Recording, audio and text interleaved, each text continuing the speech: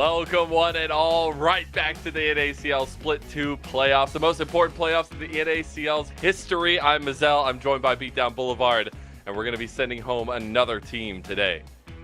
And you said it, the most important playoffs in this league's history since it became the NACL, because of course they brought back promotion into Tier 1, and that's what these teams are fighting for currently. It's all about making it into that top 2 so you can fight to take this Sky's spot in the LTA North. And one of these teams today, unfortunately, will not have that chance. Yeah, unfortunately so. But we have a little bit of business to get to before we get going to any of that here. We do have to do a correction on the pro teams. I do believe there was a little bit of a miscalculation there, so we will have the new third all-pro team coming up here very shortly as well.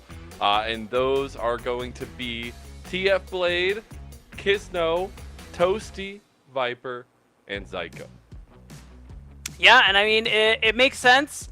I know there was a bit of conversation on socials surrounding a particular pick, and I understand that, so it's good to know that it was just an error. We all make mistakes sometimes. Math is really hard, especially when we're on the show, Mazel. So there you have it, guys. But third pro all team, or at least third all pro team, looking pretty stacked there nonetheless. It is. I think some very heavy prospects, obviously, across the board. I think Viper has made such a big splash from the ADC position of all things. Being able to get his all-pro on his first split in that position, I think is super, super nice. But some big standouts there as well across the rest of it. If you missed any of the action, if you missed any of the conversation, true. Make sure you go check out the socials. They'll be scrolling in the top left of your screen. You can check any of the action that you missed yesterday, any of the big upsets from last week. But this Super Week continues to roll on. And speaking of that, we had a little bit of an expected outcome yesterday. Maybe not the big crazy upset that we expected potentially to be there, the 5-gamer that I was wanting. But Supernova came out and handled business. They fumbled one pretty toughly, but they still sent Citadel Gaming packing. As they did, it was in dominant fashion, at least through 3 out of the 4 games. Game 1 and 2, it looked like they were going to put Citadel to bed. But game number 3, Citadel came back with a vengeance. Went with a more scaling composition in game 3. Kind of what Supernova was opting into for a majority of the series. And beating them with it. Unfortunately, game number 4 went off the rails a little bit early. And didn't pan out for them too well. Some good plays, though, from CTG. They were able to show off their stuff here. The Bradley Aurelia was always nice to see. Supernova just able to find a lot of good team fights. Unfortunately, I've lost Beatdown here. He'll be coming back here shortly, so if you're wondering why I'm monologuing. But I was here. I was present for the action yesterday. So, maybe a little bit of visual standard there. Bradley able to find some big moments there again in game number 3 to push us to game 4. I think Supernova will have a little bit of a lesson to learn from that game number 3, but they'll be happy nonetheless. I know when we were getting to talk to them yesterday, we got to talk to the birthday boy Breezy. And he was talking about how much this meant to them, being able to take away this win. Feels good for Supernova. The Shark in the lower bracket. And we might even have another one looking at it today. There's a couple big dogs in the bottom bracket with only 1 life left. And I do believe I have Beatdown back, so my monologue can stop. He's back. I have no idea what happened. I think I was momentarily DDoS, but we're here now. I heard the tail end of what you were saying. It is pretty funny that, we've had a lot of birthdays happening recently. And True. It's a very exciting thing. But now we're going to look at the bracket. Give you an idea of how much we've filled out so far. We're currently looking at L2, like you said, Mazel. 1 life left. Dark Zero, Winthrop, one of these teams are going to go home. And if you look at the upper bracket, there's some surprises, Lennon. I don't know if any stand out to you, but a few stand out to me. I mean, hey, a couple matches away from a potential promotion slot, at least fighting for that promotion slot in the LTA North. For some orgs that maybe weren't even in the conversation to start the year there. Especially some of the newer ones like Dorado Gaming coming out with that big upset over Dark Zero. But Luminosity Gaming still seeming like the machine to beat here. We'll see as that upper bracket continues. But the lower bracket, where the Sharks live, beat down, that's where we're living today. And especially this important collegiate showdown we have going on before us. Dark Zero versus Winthrop University. 2 organizations, 2 teams and 10 players that know each other very well. That's right. There is that bit of the collegiate showdown. These teams have clashed against each other many times here in the NACL in CLOL. And they're meeting once again to decide who is moving forward and whose season is over. Yeah, the only one, maybe a little bit of a side note, K. You know, maybe he doesn't know these guys as much, but he'll get there. He'll get there. But he's learning. He's learning. He's learning. Yeah, exactly. But this matchup is so important because I think just like yesterday's matchup, both teams come in with very differing expectations, very differing feelings from what that round one was. I think Winthrop University can look back to the miracle run from that split number one, the back-to-back beatings against Near Airport, the kind of magic sauce that they were able to have. It fell short, but we saw some of that magic. And for Dark Zero, they were a dominant team in Split 2. They barely fell short of the championship, and to fall at round number one the way that they did, you know they're going to want to bounce back. The differing of expectations, the differing of disappointment between the two teams for sure.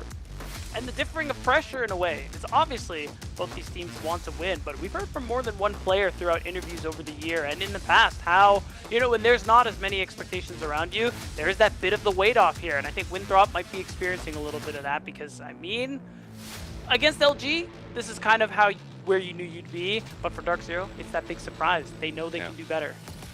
Let's go ahead and take a look at that Dark Zero lineup. Stacked nonetheless, and looking to put on a show today.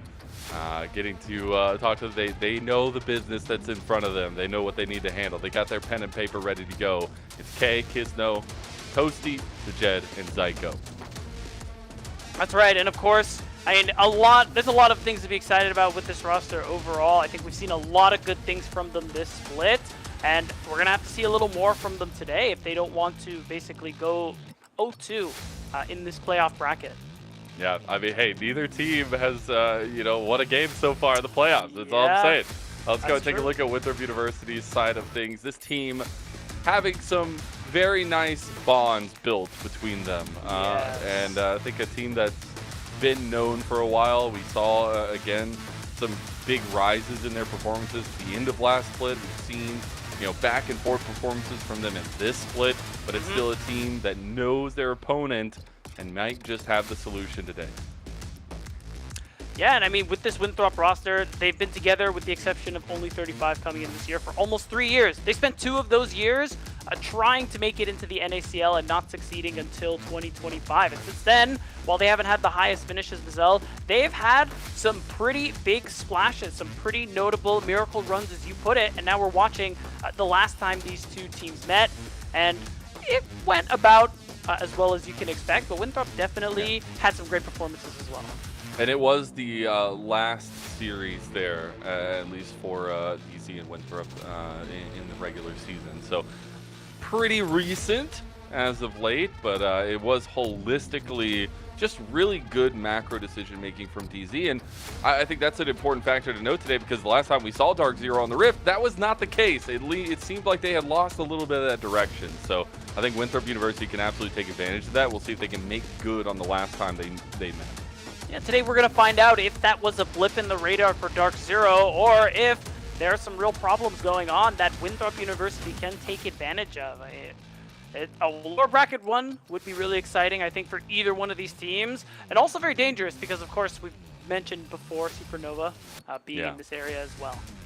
Hey, the Sharks got to fight at some point. They can't just both be in the same tank, just floating around. We're taking a look at the stats from the regular season for these teams. Obviously, a little bit of differentiation. The thing about Winthrop University, and you can see it at that goal difference at 15, they love an early game. That has been their moniker since split number one. They will always fight an advantage pre-15 minutes. For some reason, it always seems to be, but it's the conversation afterwards that becomes the problem. It's the mid to late game and the fumbles we've seen there. Yeah, that's usually where we find Winthrop struggle. I think Dark Zero a little less so because you had highlighted it. Good macro decision, usually on average for this roster. Don't have to rely as much on some of those early advantages. So Winthrop, they have a tall task ahead of them when it comes to being able to find these advantages because you can see this comparison now in playoffs. To be fair, it is only one series, so Of course, And facing off Winthrop against got put through Luminosity the machine, so that Yeah. it's not fair. That's It's a really 2,000 not. gold difference in 15 minutes is just unfair. I mean, it really is. And this is very outside of what we normally expect. So some credit to Winthrop. The fact that they held that average throughout those 4 weeks was pretty impressive. So it does mean that, this stat right here is not doom and gloom for them. They still have a shot. Yeah, and hey, anybody on the day can make it happen. It's a best Oh, yeah. of 5 as well. I know we only got 4 games yesterday. I'm hoping we get a little bit further along this time around, but it's nice to see 5. Fearless, and maybe 5. I think that's the number he's down. I want to see more of the Fearless system kind of utilized. I want to see us go to the breadth and through the pockets of these players, especially with the players that we have. I think there's some really niche and fun pocket picks that can kind of come out in these kinds of situations. But it's going to be important to see who can kind of get that forward foot into this series itself, because I think both teams rely on a little bit of momentum. We've talked about Dark Zero having a little bit more consistency in the later parts of the game, kind of in the direction they want to go with. But I think momentum in the series, much like yesterday's series, is going to be extremely important. Yeah, agreed. I think it always is, for the most part, barring a very insane mismatch. So it'll be really important for Winthrop University if they want to be able to overcome Dark Zero, to play to their style and play that more early game focus where they can find advantages that become a win. And Dark Zero, I think they just need to go back to the old Dark Zero, not who we saw the other day. So big matchup that we want to talk about today has to be that bot lane, especially the prio that can be gained there between the 2v2, but once the supports can get out of lane, and then returning to that team fight potential between the 2 carries. I do believe I heard that Dark Zero will be on blue side for game number 1, and I think that's expected. But maybe that ADC pool for Sajed kind of jumping through the roof if things are let through. The Varus, the Yunara, things along those lines. I mean, to his credit too, Sajed has played a wide range of AD carries, I think, despite even the short schedule. I think he's one of the few, if maybe the only, to pull out the Smolder here in Split 2, and he played it out really nicely in one of their recent matches as well. And I think he's just been, it's good that you mentioned this bot lane matchup, just because I think on these teams, they are both probably the best performing members throughout the entire split, and very key to both these teams' success. Exactly that. But as we move forward into it, we got to talk about our predictions. We'll see exactly who is aligned and who is not. And unfortunately, we're all aligned again. How many times can we do this to ourselves and just beg to be wrong? Honestly, I love the introduction of the whole clown wig thing. I pushed for it really hard because now, even if we are all aligned, there's still something. If we're wrong, we get blamed, as we deserve. Yeah, for sure. We're gonna go out and share our opinion. Like, the one thing I'll say is, at least a lot of the time, we're all on the same page. And, yes. I don't know. Yeah, I don't know if that's a good thing or a bad thing. I guess that'll be determined. I would like to know how many of the all one-sided predictions we've gotten wrong, because I feel like it's a lot of them. But yeah. we'll have to see. It's the nature of best of ones and stuff, okay? Yes, very true. It really isn't, if we're being 100%. But, I mean, it is what it is. You gotta go with your heart, though. It's all DZ favored, at least on the caster side of things. But if you want to go ahead and level up your own performance in some way, shape, or form, go to prodiff.gg. Get some one-on-one coaching from pros in the LTA North, NACL, and the ERL to get one-on-one coaching from them over there. Go scan that QR code and go to prodiff.gg. That's right. All the coaches are either formerly active or currently active NACL and LTA North players. So you'll be sure to be getting the best coaching possible when you scan that QR code. Indeed, but we should be getting to this draft here rather soon. I know we'll be asking at least the audience's opinion as we get out of draft itself, but I want to talk about what are those prio picks here, because in both games for both teams that we saw in round number 1, they didn't look like themselves. So do we want to see kind of a return to their styles that we see from them in the regular season as we get into draft number 1? It's tough to say, because when we look at regular season, it's kind of a different format in a way. Because we're playing BO1s, we're not actually playing Fearless. So, and it has been interesting to see the differing priorities that a lot of these teams have been having. Even throughout the playoffs, that has been the case. So I think when you're in this situation for Dark Zero, probably going with what works when you're in that lower bracket is the safest bet. But we'll see. It's a best of 5. You definitely have a lot of room to breathe versus best of 1s.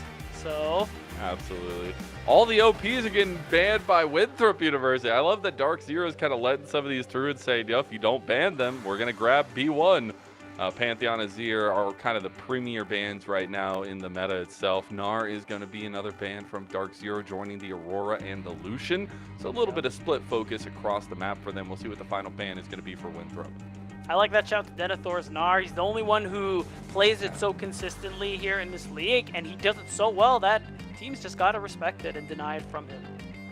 Yeah, we got to see a little bit of it yesterday, and maybe not living up to the expectations there. It's going to be the first pick, Maokai. We saw this band 100% in the last series yesterday. It is going to be first pick for DZ, so a lot of setup from the jungle. Yeah, that's right. I mean, this was picked by Dorado when in the first game where they handed DZ their series loss. So I think Hizno wants to grab that one for himself and give it a try. Yeah, we do a little bit of improvising, adapting, and overcoming. All right. I'm not going to get excited. It's probably support, right? There is a heavy possibility it could be jungle. I'm just saying. I'm just saying. We'll see if it does end up being that way, though. Winthrop going to go ahead and lock in the Corki, so giving some sustained and late game carry damage there for themselves. Could still be flexible as well. Yeah, and I think the mobility is really important with that Valkyrie, because when you're dealing with champs like Maokai, it's really easy for them to stay on top of you. Any way you can reposition yourself in team fights is going to be really important.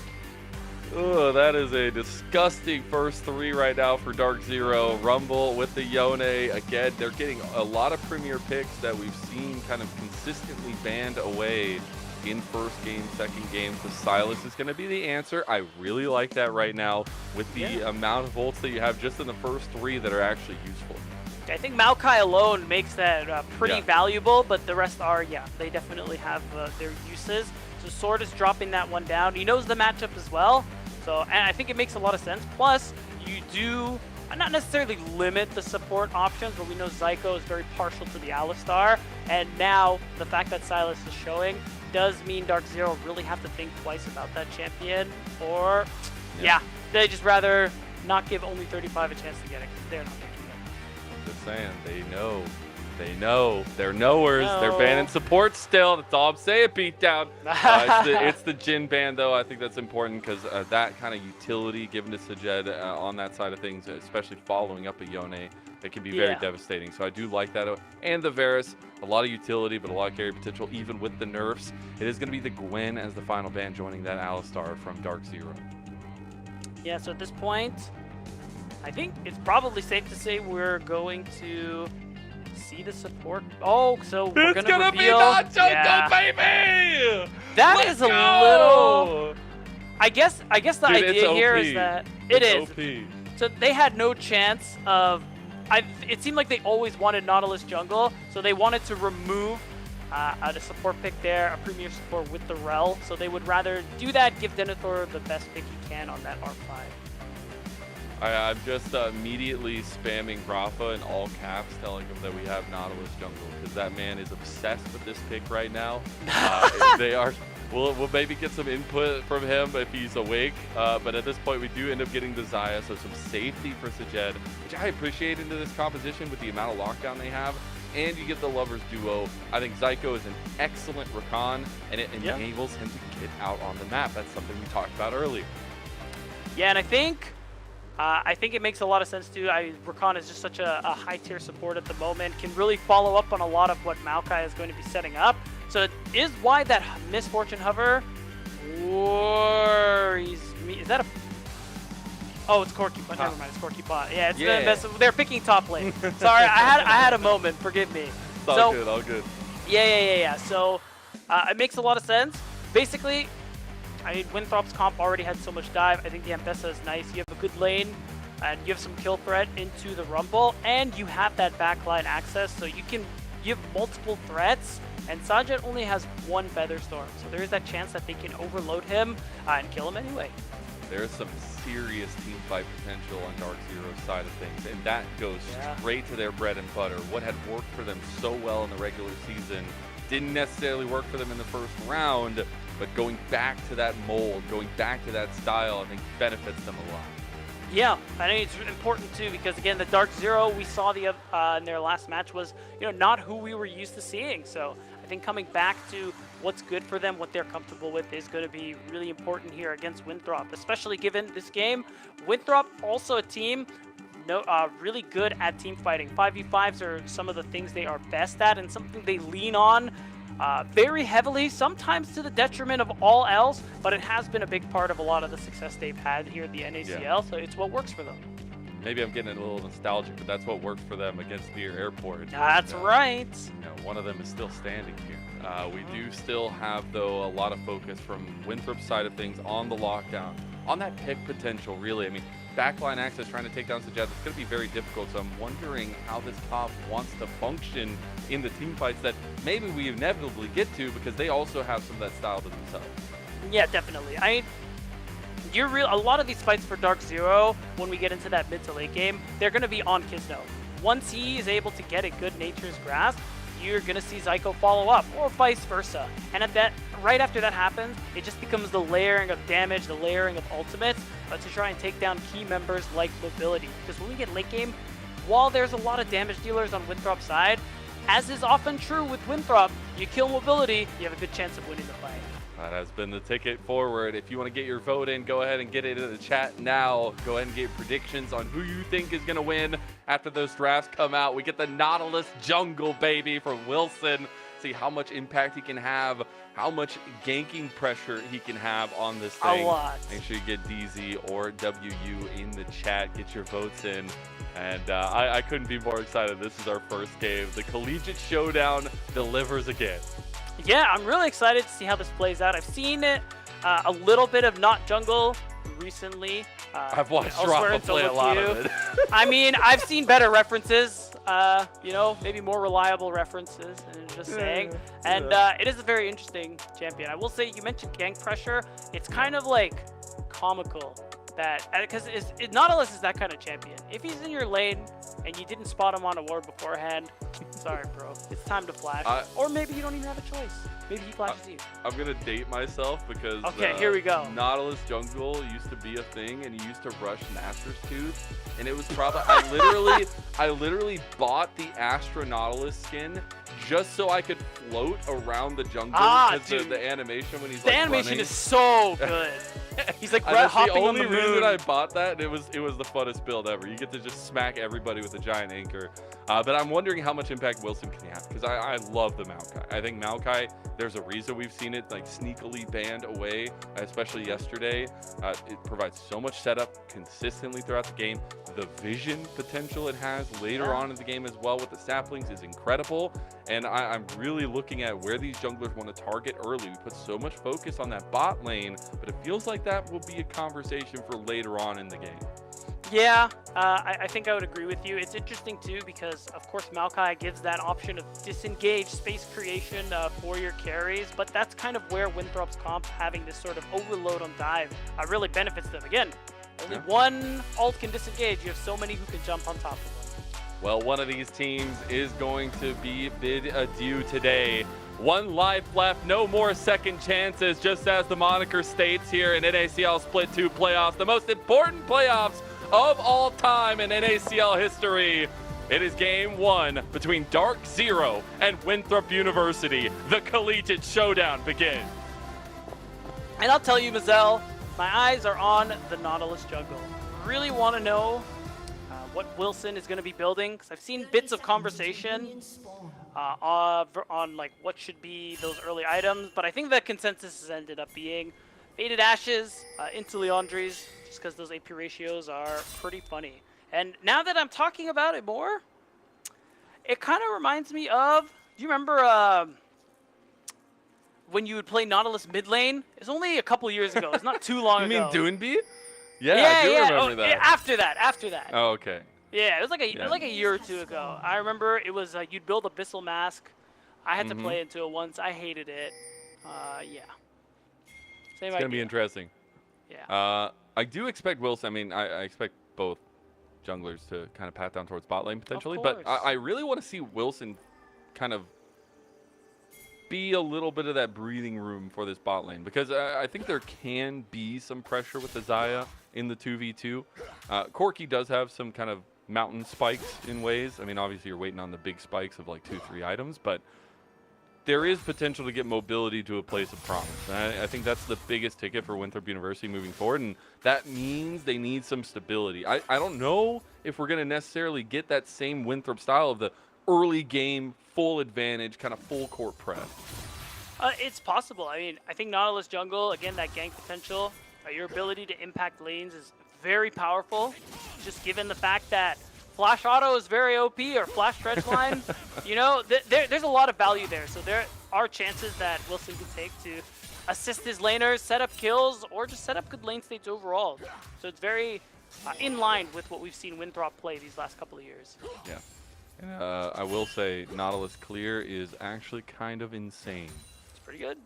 With the AoE that he's able to provide, but these two junglers going to be an extreme spotlight here on the opposite of that bot lane, just because these are the guys that are going to be getting the ball rolling for both sides. I think both been extremely impactful for each side.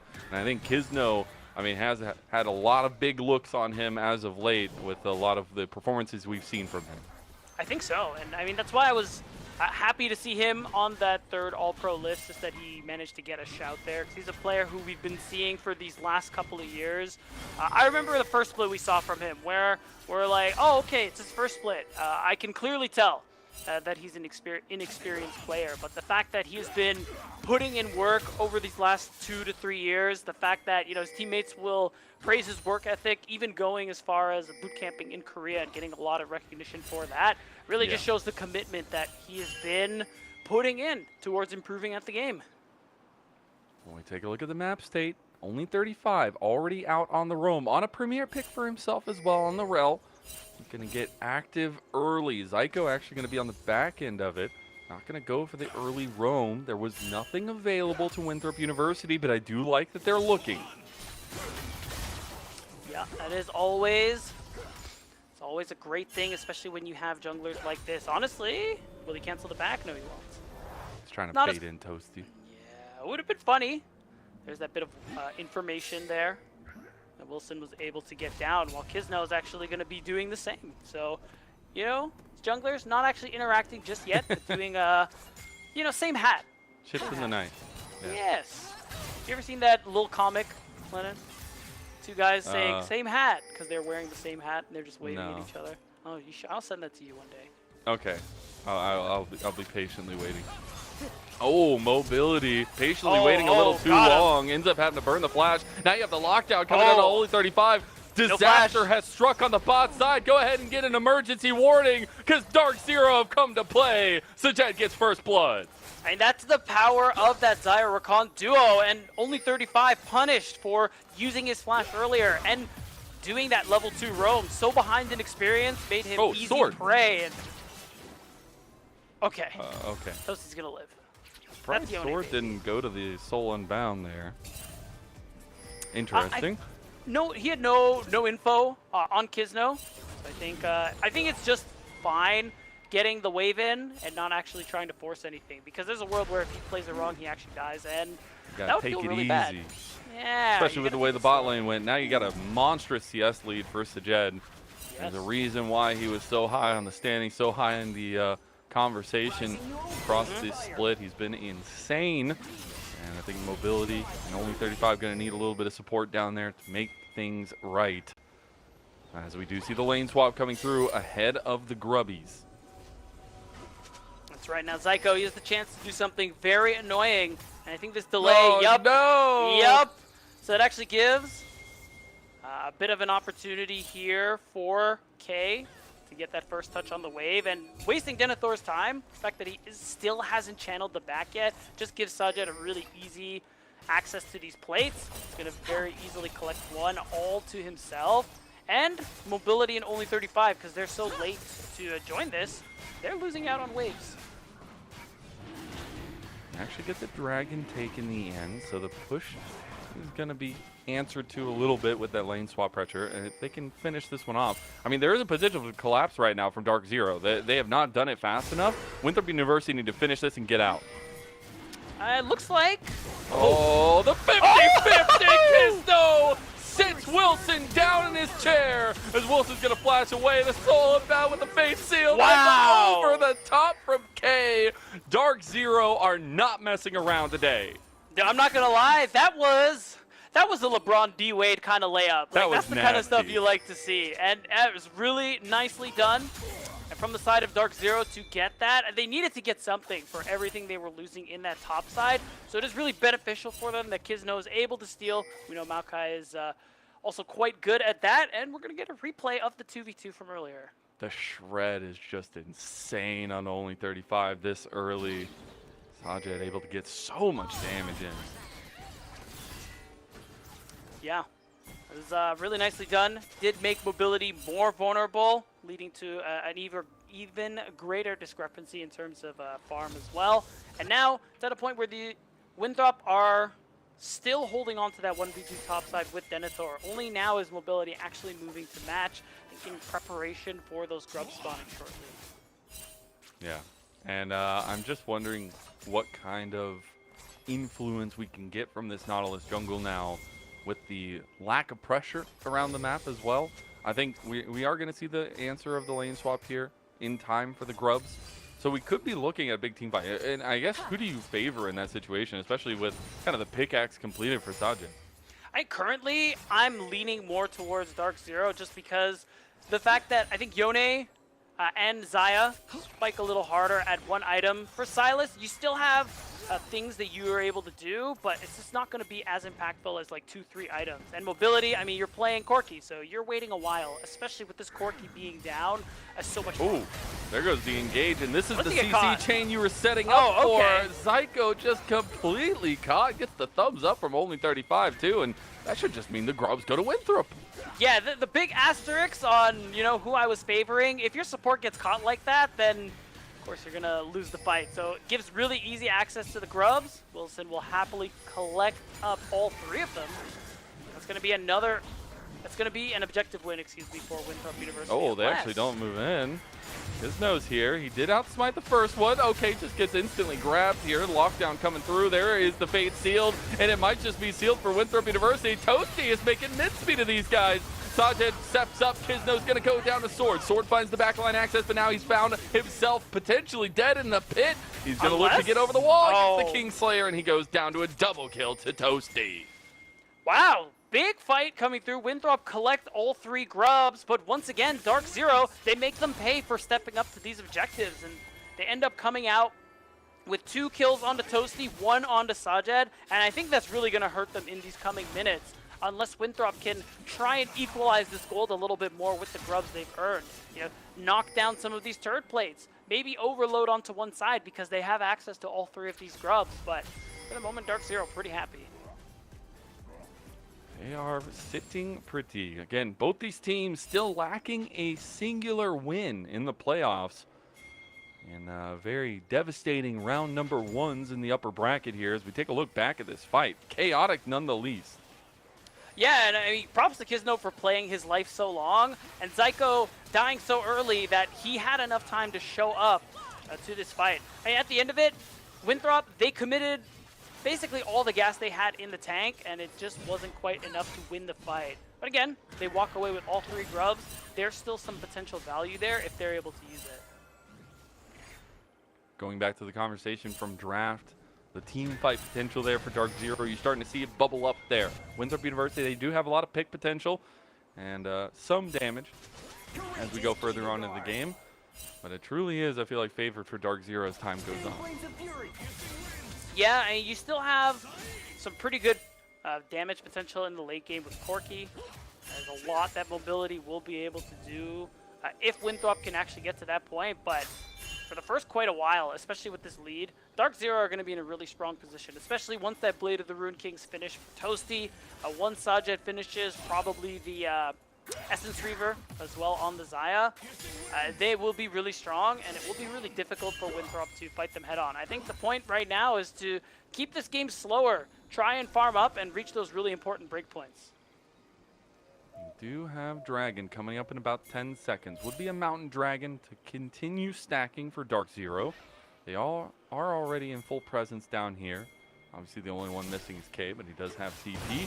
No CP for the moment for Denethor, but we got a preemptive fight. Only 35 getting caught out by the quickness combo from Zyko. Will end up getting away. Didn't have to burn too much off of that one, but they do lose pressure down here.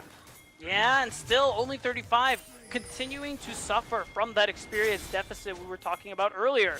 Not only did he lose his health, he's not level 6, so there's no Magnet Storm. Really just increases the difficulty of Winthrop actually trying to fight this. I really don't think they should, but here they are. He wants to try to get it, but he didn't get it, and he gets knocked up by Grand Entrance from Psycho. Nice. Cut down by Toasty, who goes on a killing spree. Nature's Grass coming in. This is the length of engage that the Maokai gives you. This is the reason why it's fanned away consistently. Wilson just gets punted like a volleyball, and that's going to be Dragon number 2 for Dark Zero. And again, I really don't like that we went for this. I don't understand where Winthrop thinks they have the ability to fight it out. This is what I mean when I said that this team prioritizes team fighting, sometimes at the expense of everything else. These are moments where other teams, our top teams in the league, would try and sacrifice this Dragon to make a play elsewhere. They have all 3 grubs. Nobody was in that top lane. Imagine how many plays they would be able to get instead of giving away their lives in a fight like that.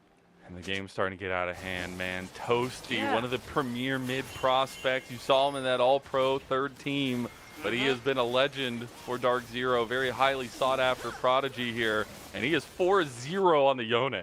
That's right, a player who we were really bummed to not see much of in Split 1. Shocked, honestly. Yeah, I mean, given that you're playing behind another player like Spyrax, it kind of makes sense. But the fact that now Toasty is the main player here for this Dark Zero squad, it's really that return of a very promising player that we're happy to see. He's got such a great mentality as well. I just really appreciate every time we get to talk to this guy. Yeah. He has a really hungry mindset as well.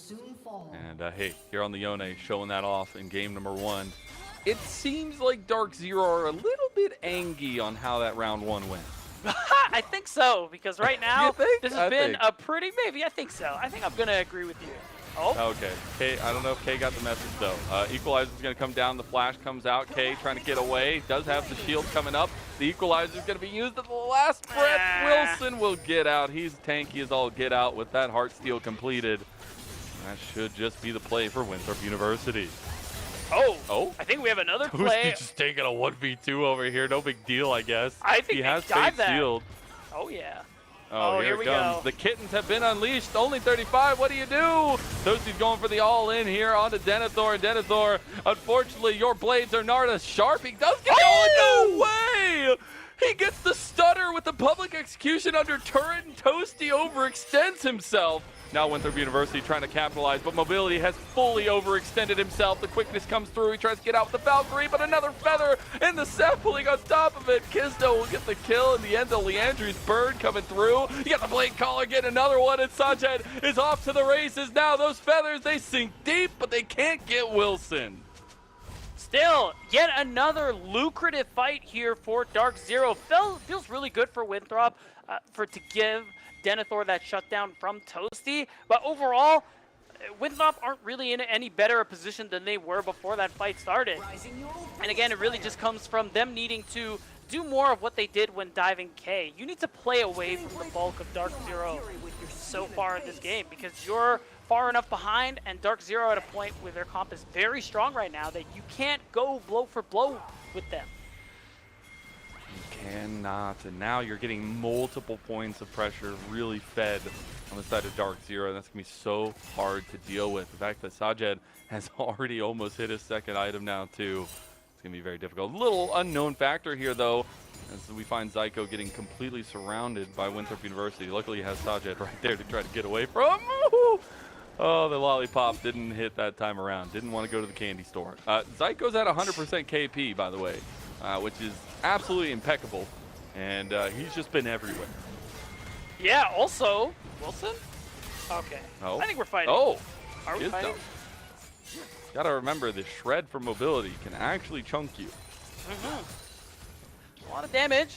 A lot of trading in this mid lane to give Dark Zero that fast lane towards that Rift Herald. And Winthrop University, well, if at first you don't succeed, fight again, it looks like, because now they are posturing to try and contest Dark Zero around this Rift Herald, and once again, not the biggest fan of this decision, especially because they really need 2-3 items. They need a little bit of Yes. time. Equalizer on top of the Kitten Rampage, and here comes Toasty. He doesn't have the Fade Seal, but it doesn't really matter. It's actually going to be the Rift Herald taken by K at the end. Another Grand Entrance hits on the sword. He has the Nature's Grasp. Is he going to use it?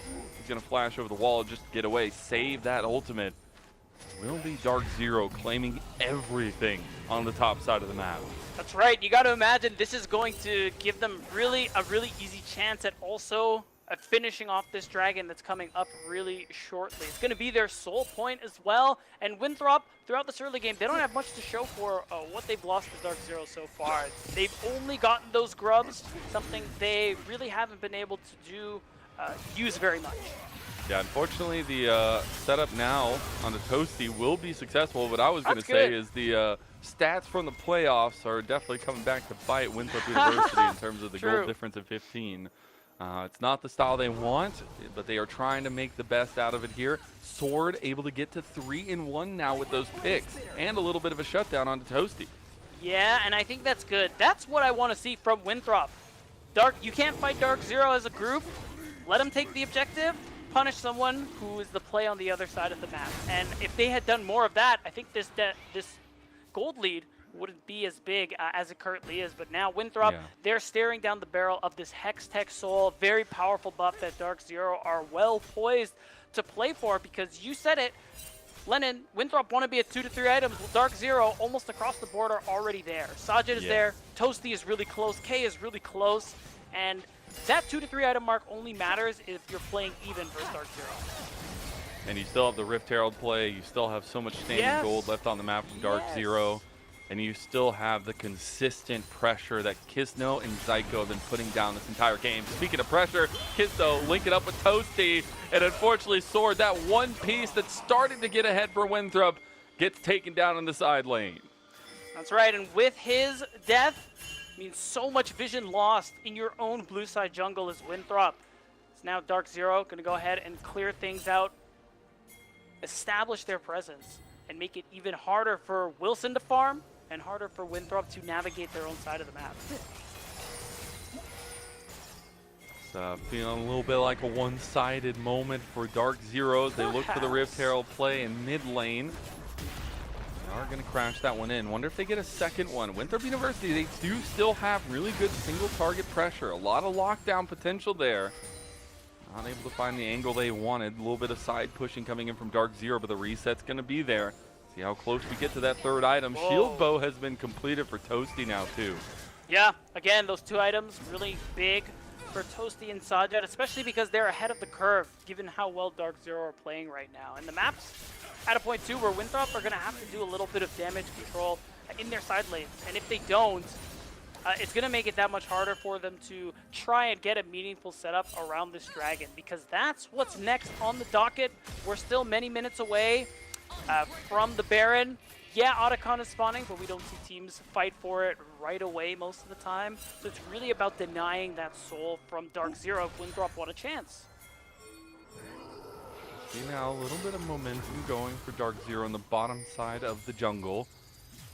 Still so much coordination on the day so far from Dark Zero. They've learned their lesson from that round number 1. Again, the expectations were set so high for them. This is a team that finished second, that barely slipped up at the last moment against LG, had a dominant regular season, were the most dominant. And here in split number 2, when it matters most, when everything is on the line, they are showing up. They are, and it matters so much too, because again, what these teams are playing for this playoff is, of course, to win split 2, but also just making it to grand finals so you can qualify for that promotion tournament to get a chance to make it into the LTA North. That's what everybody's fighting for right now. And one of these teams, if they lose, they're going home. This is that lower bracket, so they will no longer have that opportunity. No more second chances. Dark Zero try to decide what they want to do next. I will say we have hit second item for mobility. He's still stacking that one up. It still has yet to transform, but we're at least getting to some point. You have the Rift Maker as well. Completed the sword. There's TP coming out ahead of this setup on the bot side. TPs come out from both sides. Atacon's the only thing here right now, but we're setting up for a fight. We want fisticuffs. Winthrop University, you just went into the trap and it has been pulled. Zyko looking for that angle on the other side, but can't find it. Winthrop University do back away in time. Dark Zero utilize a lot there, and they're going to try to catch K, but the dredge line goes wide. That's some crazy calculations. I don't know if we can actually fight this. Wilson hasn't been able to proc his Aftershock just yet. He's not as tanky as he would be if he has.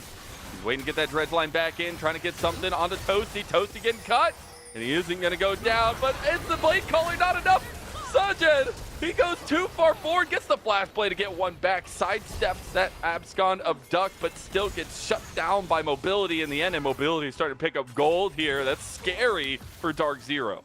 Yeah, I didn't really like this fight. I think we were pushing a little too hard, because even with this gold lead, your ults are key, and Dark Zero going into that last skirmish only had the Feather Storm. And Winthrop had so much more to work with, so it's a bit of an overextension there. The timing is also not ideal because, of course, Otacon is up, Dragon will be up soon. But the good thing for Dark Zero is that Winthrop, they weren't able to get enough on that to actually go for that objective. But it's something I think Dark Zero need to be careful of, because the longer time goes on this game, the more mistakes like that are going to get punished. They do have a lot of scaling to rely on. We have Dragon set up right now, beat down. Winthrop University are already here. Yeah, I mean, that's the consequence also. They lost a lot of space. There's an opportunity for Winthrop to be able to take this quickly. Mobility does a lot of damage. He should help take this down, but it's also about playing keep away. Kizno stole that first dragon. He could potentially steal this one as well. He could. TP from Toasty is available. They look like they don't want to go for it here just yet. That's going to be the quickness stolen by Sword. Equalizer on the back end of it.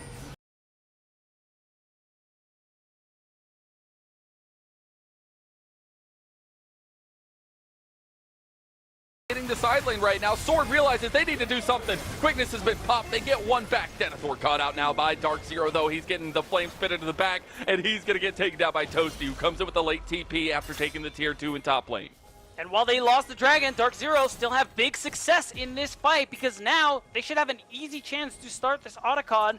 Although Sajid, being the one to push the mid wave, will delay that start, I still think they shouldn't have any real issue, because Wilson still 9 seconds on the gray screen, and no one else is strong enough to stop this. TP coming in from Sword. He's getting pretty tanky now, but I don't know if it's going to be enough. Atacon will just end up going down, and Toasty takes the engage, but he gets bursted down again. Got him. How many times are we going to see this happen to Toasty? It feels like 3 times in a row now, as it's going to be the kill to only 35. Yeah, I mean, the dive, the CC on Winthrop University is abundant, to say the least. So if you get caught once, no matter how many safety measures you got, there's a good chance you're probably cooked regardless. Speaking of cooked, a little bit cooked in the mid lane. Sajid is just going to run him down. Zyko wants the kill. He gets the heal for the Kingslayer. I don't think you got the damage, Zyko. As the depth charge comes in on Sajid, he is going to pop that Feather Storm. The Magnet Storm combo coming out from only 35. He just dies. Oh, that is unfortunate to see. And Sajid outplays it in the end. If I was in this game, there'd be a lot of missing pings. But you know what? Dark Zero, they're happy with it, regardless of how odd that exchange was, because they get another kill into Sajid's pocket. We now see in the picture-in-picture that Baron is spawning as well. I think the big win here is that, of course, Dark Zero, that we glossed over, they were able to get the Otacon Lennon. That permanent buff is there. The experience and adaptive force is there, making team fights even better for Dark Zero. Okay, we'll see Nature's Draft used again. This is the power of the Maokai, just getting to pull the trigger whenever you want to. Denethor on the side was maybe looking for a public execution onto Zyko. Nature's Draft's used in the end by Sword. Redline Lollipop onto Kizno. Kizno needs to get the help from the team. The equalizer comes down in the end, so everybody backs off. Unless? Okay, we just... perennial fighting here. Why not? Anytime we see anybody, let's just 5-on-5. This is the collegiate matchup we wanted to see. Yeah, I mean, they're definitely going at it, for better or worse. And now Winthrop, they have a bit of an opportunity here. Toasty doesn't have TP. I don't think they actually want to try and force it, which is too bad. It would have been very exciting. But there's still an angle here. They were able to get some vision down. They're going to get this mid wave and just go ahead and back off. About a 6,000 gold lead for Dark Zero at the point. fluttering around that a little bit. We are on third items now for Toasty and Sajed, and Very strong. that is terrifying. Yeah. We are not there just yet for mobility and sword. Really, really wanted to buy some time there, but unfortunately the timer is going to be that dragon spawning as Dark Zero still threatened the soul, and now they're threatening the Baron side of the map. As long as Zyko doesn't get caught, Dark Zero should have an easy time establishing their own vision in and around this Baron, and it really is just about setting up for that dragon, because you're right, London. That's what the focus is going to be right now, because that's Dark Zero's soul, and that's something Winthrop University just cannot afford to let go down. See, more importantly though, if Winthrop are going to have an opportunity here, I mean, obviously waiting is good. I do like that Sword has the Seekers in inventory just in case. Yeah. Able to try to have that safety net there for them, because the engage potential is definitely there from Dark Zero. So Dark Zero playing a little bit reserved in these moments. We do have the dragon coming up shortly, beatdown. Yeah, I think it's fine at the end of it. They want to spend their last bit of gold. They want Zyko to refresh his wards, and they still have a pink ward in the Baron Pit. So they have all the vision that ends up being necessary, and because Winthrop are forced to clear it out, look what's happening. Dark Zero, they have full access. Zyko very happily hexgating over just to apply even deeper vision, making it so that Winthrop are going to have to walk into them. And we've seen from experience this game that usually Nobody doesn't go wants well. to walk in. Yeah. Everybody's so terrified. I get it though. These kinds of situations are tough. Wilson goes in, tries to get that proc in the aftershock, does get out in the end, but Nature's Grass follows him through in the equalizer right in that choke point. And now Nature's Grass comes back from sword. Denethor trying to weave, trying to go through his fight, trying to get away now, flashing over the wall. Kay was thinking about following him over with the flash, but doesn't do so. Wilson with no health bar. This makes this such a tough entrance into the dragon. And no red buff or camps for him to jungle privilege with. As soon as you miss that Dreadvine, it is tough to find another entrance. TP is going to come back out from Denethor, full health into the fight, but the dragon is already gone, and the Hextech Soul is going to be Dark Zero's. Wilson goes in for one last desperate engage, does end up picking Zyko. Here comes Dark Zero, though. They are surrounding them like the sharks they are in the lower bracket. Toasty just waiting to find his moment. Wilson gets an engage on the Sajed. Sajed's getting low. Sajed's not going to go down. Sajed, that step up from the AD carry is felt across the board. It's going to be Dark Zero wiping the slate clean against Winthrop University. And that might be the beginning of the end, Mazel, because of course this ace means health bars or not. Dark Zero are also going to collect the Baron. They have the Dragon Soul, and they have everything they need to close this game. Absolute mental domination by Dark Zero in that fight. Sajed in the middle of everybody. And when we talked about this Xayah pick, the safety, that little breathing room you have against this extremely CC heavy comp, it needs to be mechanically executed. And Sajed is on it today. Yeah, to his credit, I mean, you remember that one death he had was when he ended up getting caught that one time, but otherwise, he's played out these fights very nicely, dealing a lot of damage. Dealing pretty much the maximum you can hope for, and only 35. Well, doesn't have it that time. Nope. So, you know, and then Toasty's going to go back to a 1v3. Doesn't end up flashing away. Here comes Dark Zero to try to pull a play back. Toasty's still extremely strong with his Hex Soul. The equalizer on top of it. They're just burning from within, burning from without. And Winthrop University, their wings have been clipped in this game number one. Oh, that's a wallet diff, Mazel, and I fear the wallet diff is only going to grow as another turret is going to drop on Winthrop's side of the map, and with that wave in mid lane, means they're going to lose even more. I think we're going to start knocking on inhibitor doors very, very soon. It's going to make it even harder for Winthrop to leave their base. It is indeed, and it's going to be permanent damage here with the inhibs. Maybe they just end up leaving that one. Okay, they're going to leave them open just to come back and get them at a later date. Dark Zero, lasting damage now, 11,000 gold in the lead, with now an Elder Dragon timer coming up here. That's right. Could very well go that distance. Baron buff timer does mean Dark Zero. They should have one more push available to them, and if Winthrop aren't careful, that push could be the end of the game. I think they have to really pick their battles with this one. and hope that they can pick someone off, get some kind of numbers advantage. Because this gold lead is so massive now at almost 10,000 that it's like having a 6th player on your team essentially. And Dark Zero, when they have confidence, they are probably the most terrifying team in NACL. I mean, that and LG, as they just run rampant. They are just running over Winthrop University. As we all thought Eagles would fly, but unfortunately, in game number 1, they're looking a little bit like roadkill here. Dark Zero going to try to get this final touch on the base, get these inhibs down, and look for a final finish in game number 1. 30 seconds. I think Dark Zero are about to put Winthrop on the no-fly list because they're still down their jungler. Toasty is still fishing, and these turrets are almost down. Yeah, and Sajaz just free hitting this Nexus turrets as they try to get one engaged with Sword with the Nature's Grasp to delay Dark Zero, but the Baron minions are still there. Only 35. Whoa, tries to go in, and that Magnet Storm causes an implosion on the support. Denethor is going to be ripped from his world, and Sword will join him soon. One last engage from Wilson. The Nautilus jungle, game 1, not coming up clutch in Dark Zero. They were angry from that round 1 loss, and they are taking out their frustrations on Winthrop University. This game number 1 is all she wrote, and that's going to be a big step up for Dark Zero in this best of 5. And a step forward.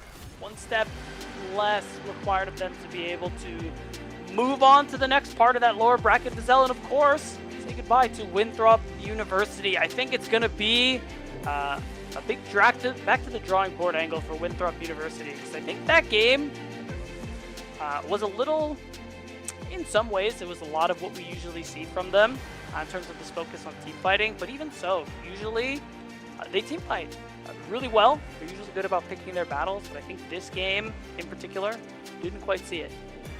Yeah, and it was a holistic effort from the team. I think initially where that big lead came from was the combination. I mean, Zyko literally had like 100% KP for more than half the game. Went down after the end after people were just getting caught left and right. But that fluidity, the synergy between him and Kisno was impeccable. It was, and I think the way they set up a lot of these team fights, especially Kisno's performance on the Maokai, was great this game. And a big part of how that early game went so well. I think he synced up with Toasty really nicely on top of it. So just good performances top to bottom. It was indeed. We'll see if Winthrop University can bounce back after that one after a short little break.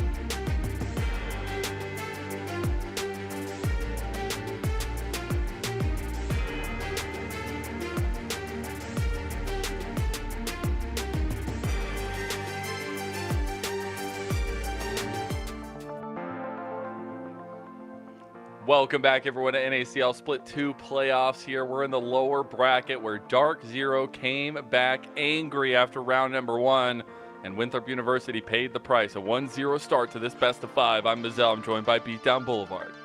And while it wasn't so much of a quick finish, I would call it a decisive one. With how I think Dark Zero were playing around a lot of these objectives and playing a lot of these team fights that they didn't necessarily have to, but really recognizing the strength that they gained with the gold lead they secured early on and using that to accelerate the game. And it worked out beautifully. I think in a lot of cases it was a return to form for Dark Zero. It was return to, executing that style of draft as well. Very team fight centric, but doesn't matter if you get ahead early. I mean, Toasty had 4 kills early on in the game, but more importantly so, it was that combination between jungle and support. It was Kisto as Psycho just constantly being on the map, constantly being a nuisance to Winthrop University and upsetting their plans. Yeah.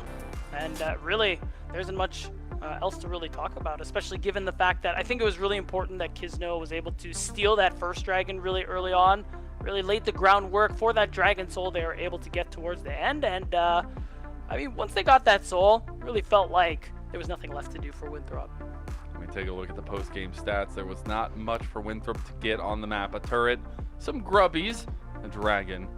That's just about it as well. But it really was one-sided affair. I really hope to see Winthrop University pull it back out. I think, refocusing on mobility as the carry, sword as a little bit of that kind of bridge to build the gap there in terms of where you can get mobility in those team fights. That's something I want to see Winthrop University refocus back onto, and especially because I expect them to be on blue side, get some of those powerful picks that are still up. Yeah, I agree. And for me, it's also just to pick your fights, pick your battles. Not every fight is a good one.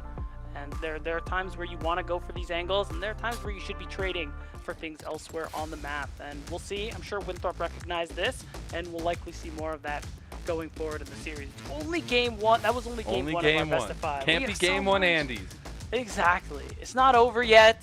There's so much time. There's so many games. We did get update. Winthrop are on the blue side as expected. So some big picks that are still available, especially from the AD position. We still have the Varus, the Unara, things like that. We'll see how much of a prio that becomes. Even the bans are still going to be there.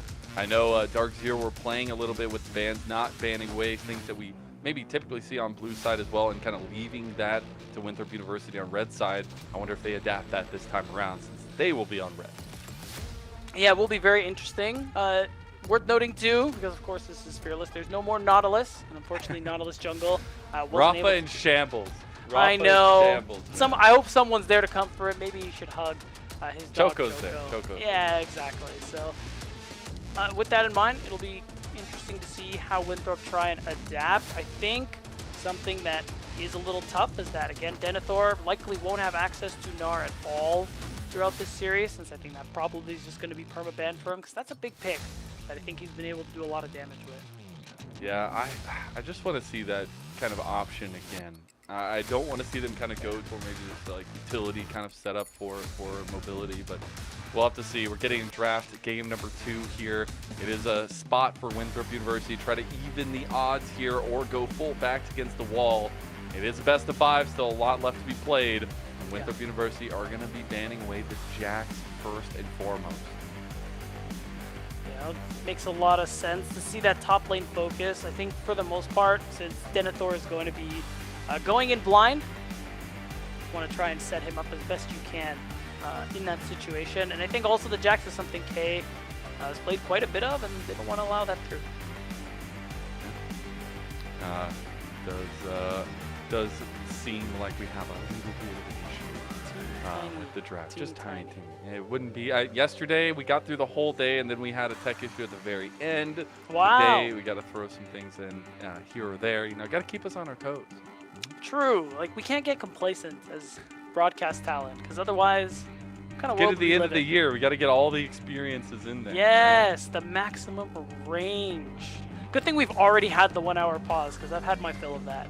Yeah, I'm good on that. I'm good on Yeah. that. So we did end up getting the Swapperoonies, obviously, coming into game number 2, but the Unara is going to be the focus band from Winthrop University and the Varus, so they're going to take the onus on themselves. It is going to be that Lucian Azir ban by Dark Zero. Yeah, you gotta imagine it's probably a Pantheon ban there to round things out as Dark Zero. So you still have, it's only had game 1, only 10 champions, now soon to be 15 unavailable. So I still think Winthrop have plenty of options to choose for as an opener. And wow, it's looking like Pantheon is Still on up. that list, still up. I'm surprised. That would be a very surprising pick to kind of leave over. You wonder if Wilson, I mean, if he doesn't take it, B1, Dark Zero taking 100%. So I do wonder what the odds are here, at least for Winthrop University. And I think you just kind of have to with how good this champion is across the board in so many different situations. And it will be Wilson piloting the Pantheon. Yeah, I mean, makes sense as expected. Curious what the response will be for Dark Zero. Could see Toasty on the Talia. We know Zin is up. Those are common, I don't want to say counters, but champ answers that we have seen before. The Aurora actually, banned in game 1, not banned now. Also up. Okay. All right. Going with some comfort picks here. Still some big picks on the table. I think in this first phase, we'll see what gets whittled down in the second phase here. But you got to find something that can kind of skirmish, kind of put up with Pantheon. Pantheon's going to be extremely active and extremely often in that case. So I want to see something that can kind of combat that. And you have seen Kisno be willing to go with some of the more bruiser, kind of skirmisher styles. It will be the Wukong here for game number 2. That makes sense. It also gives you the nice circle combination with your mid-jungle duo. With the Between Worlds and the Cyclone. So already seeing Dark Zero lean towards sort of all-in composition where, all right, we press all our buttons, really hope you're dead now. I guess so, yeah. And we get the Quedathor locked in, so a tried true classic for him. Going to be able to take that one. Both top laners obviously really liking the champion. I think it's just good in general as well. Yeah. But going to be giving that one over to Denethor in this comfort draft. Already feeling pretty good for Winthrop University. Got to see what the final pick in the first phase is going to be, though. Yeah, but it looks like we're wasting no time. It is going to be that Orianna to give a little more oomph to the team fight. I think it's it away. Yeah, especially because maybe Toasty hadn't quite picked his mid laner yet. Could be a chance for that Aurora top as we've been seeing a little more lately. The Gwenathor is also big. Gwen is that kind of ticking time bomb if you don't have a way to duel with her later on into the side lane. It's made that much more dangerous with the Pantheon who could join with that Grand Starfall. And yeah, there you go. I really thought we were going to get the Talia locked in. I think it would be such a good potential here, but it is going to be the Ahri. So going with more of that execution-based setup for the two, but going for a very active and aggressive kind of 2v2 in that mid-jungle.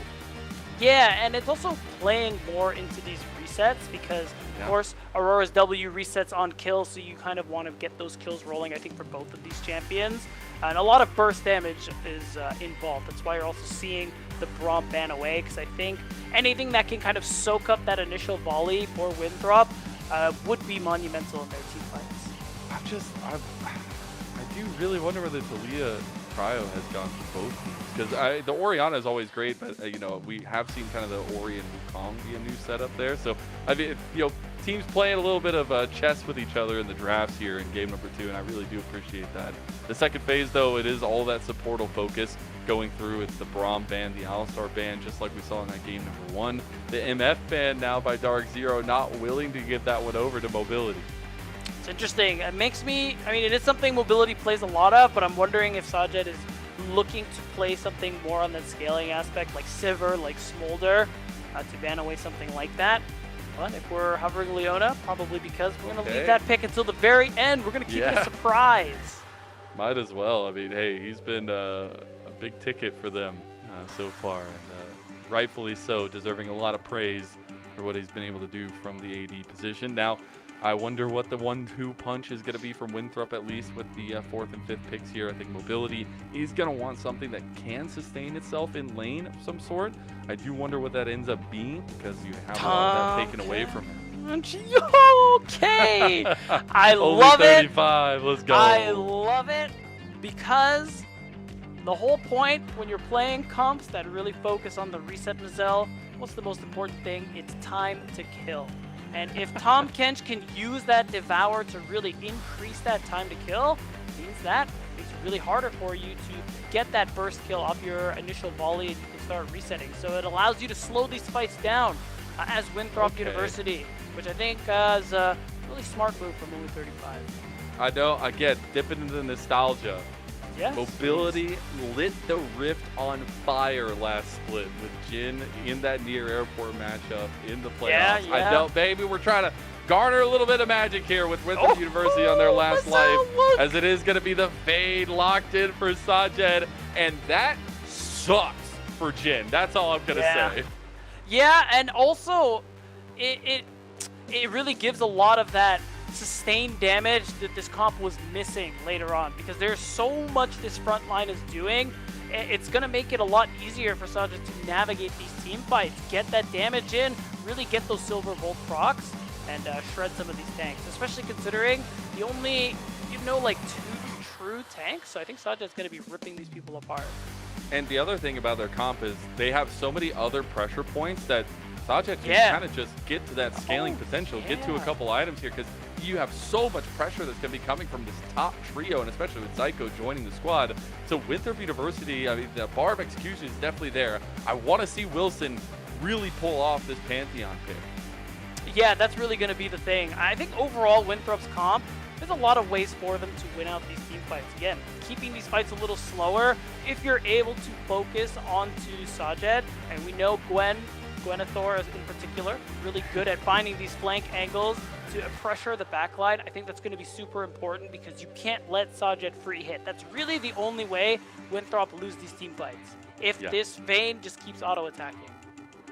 You gotta make sure to lock that down. They have a lot of tools to do so, and I think they'll have to look towards that execution. I do also expect them to try to garner some kind of early game adaptation here, some kind of early game lead, because the Jin wants to be ahead of this Vayne matchup if he's going to have any impact besides a deadly flourish here or there. And if there's somebody that can step up to that, I think that is Mobility. I mean, he has been a guy that has been kind of holding the flag, leading the standard a lot of the time. He is a major reason why we see them pull out those big team fight wins that we were harping on before for Winthrop University.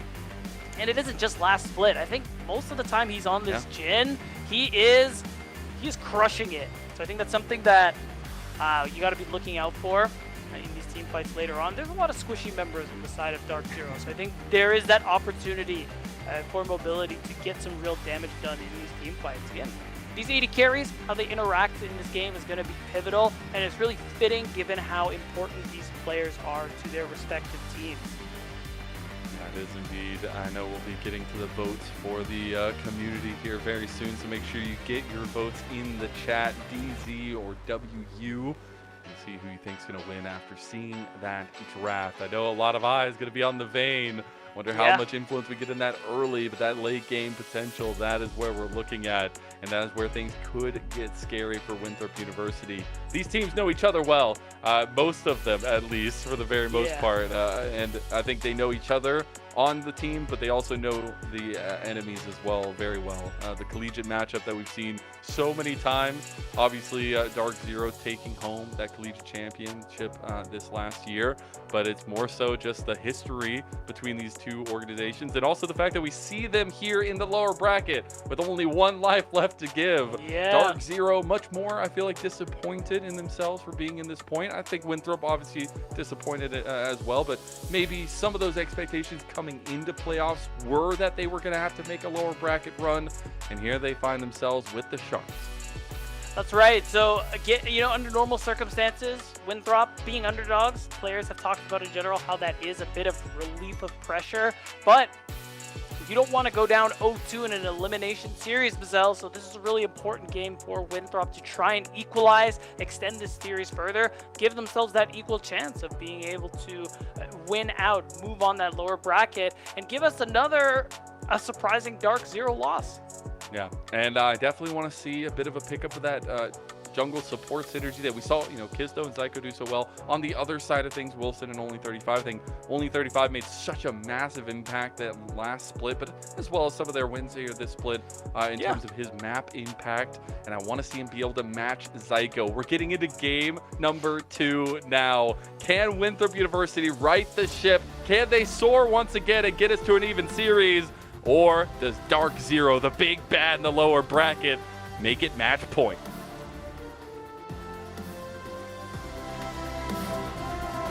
Really important here for Winthrop to not fall 0-2. They have the comp to do it, even if Sajid's Vayne throws a wrench into their works. The Tahm Kench, though, very exciting.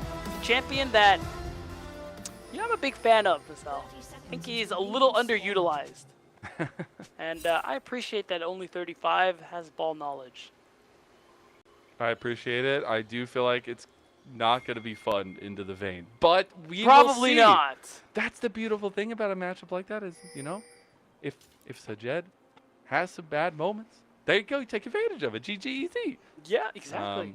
But we'll see. We'll have to see how that all works out. I love to see some of this kind of latent pressure that Winthrop University are pushing into the jungle of Dark Zero to get that vision down. We'll get that ward counted out though, but maybe a little bit of an opposite side start for both junglers here. Yeah, seeming like it. That bit of information is just there to give Winthrop an idea on what Kizno's first clear is going to be. Otherwise, looking at runes, keystones, nothing really too new and exciting. Seeing Tahm Kench with Spellbook, very fun, as that's been very popular among supports lately. As if Tahm Kench wasn't annoying to deal with already. What if he's ghosting towards you, Mazel? How would you feel? That's when you get the full Tahm Kench experience, when you can just swap the summoner spells. I also appreciate the heal. I love when supports use that aggressive heal. Yeah. Get an advantage in the lane as well. We'll see how that priority works out down there. I mean, I do expect Winthrop University to have that early prio. You do get punctured, though, by DZ. That can make it a little bit more difficult. But they do have the range advantage. They have the all-in advantage, at least as of now. We'll see how that pans out, though, in the end. We're looking at solo lanes as well. That priority extremely important for both of these junglers to play around. Yeah, very true. And that's why I think you're seeing some of these opposite starts. There's that opportunity for gank potential too, because usually you see junglers path towards their strong lanes, but the opposite is true this time around. Both actually have a pretty good opportunity for a gank at the end of their clear, and we'll see whose laners done their homework, Vassell. Make sure they're warding at the correct time. Ooh, the Gwenethor looking confident. I think, yeah, you got a take flash. down K. He's going to have the snip coming through here. He tries to get the flash, instantly predicted by K, and now he tries to get the fight back. Denethor goes back in. Another grasp proc is there. And you do have Wilson pathing up this way, so Denethor can play pretty confidently. Yeah, and that's the thing about this matchup too. Yes, you have Electrocute. Yes, you have a lot of burst damage, but as soon as that's done, it's very easy for Gwen to walk you down. And I think that's only going to be exacerbated later on into the game, Mazel, when Gwen becomes a monster side laner.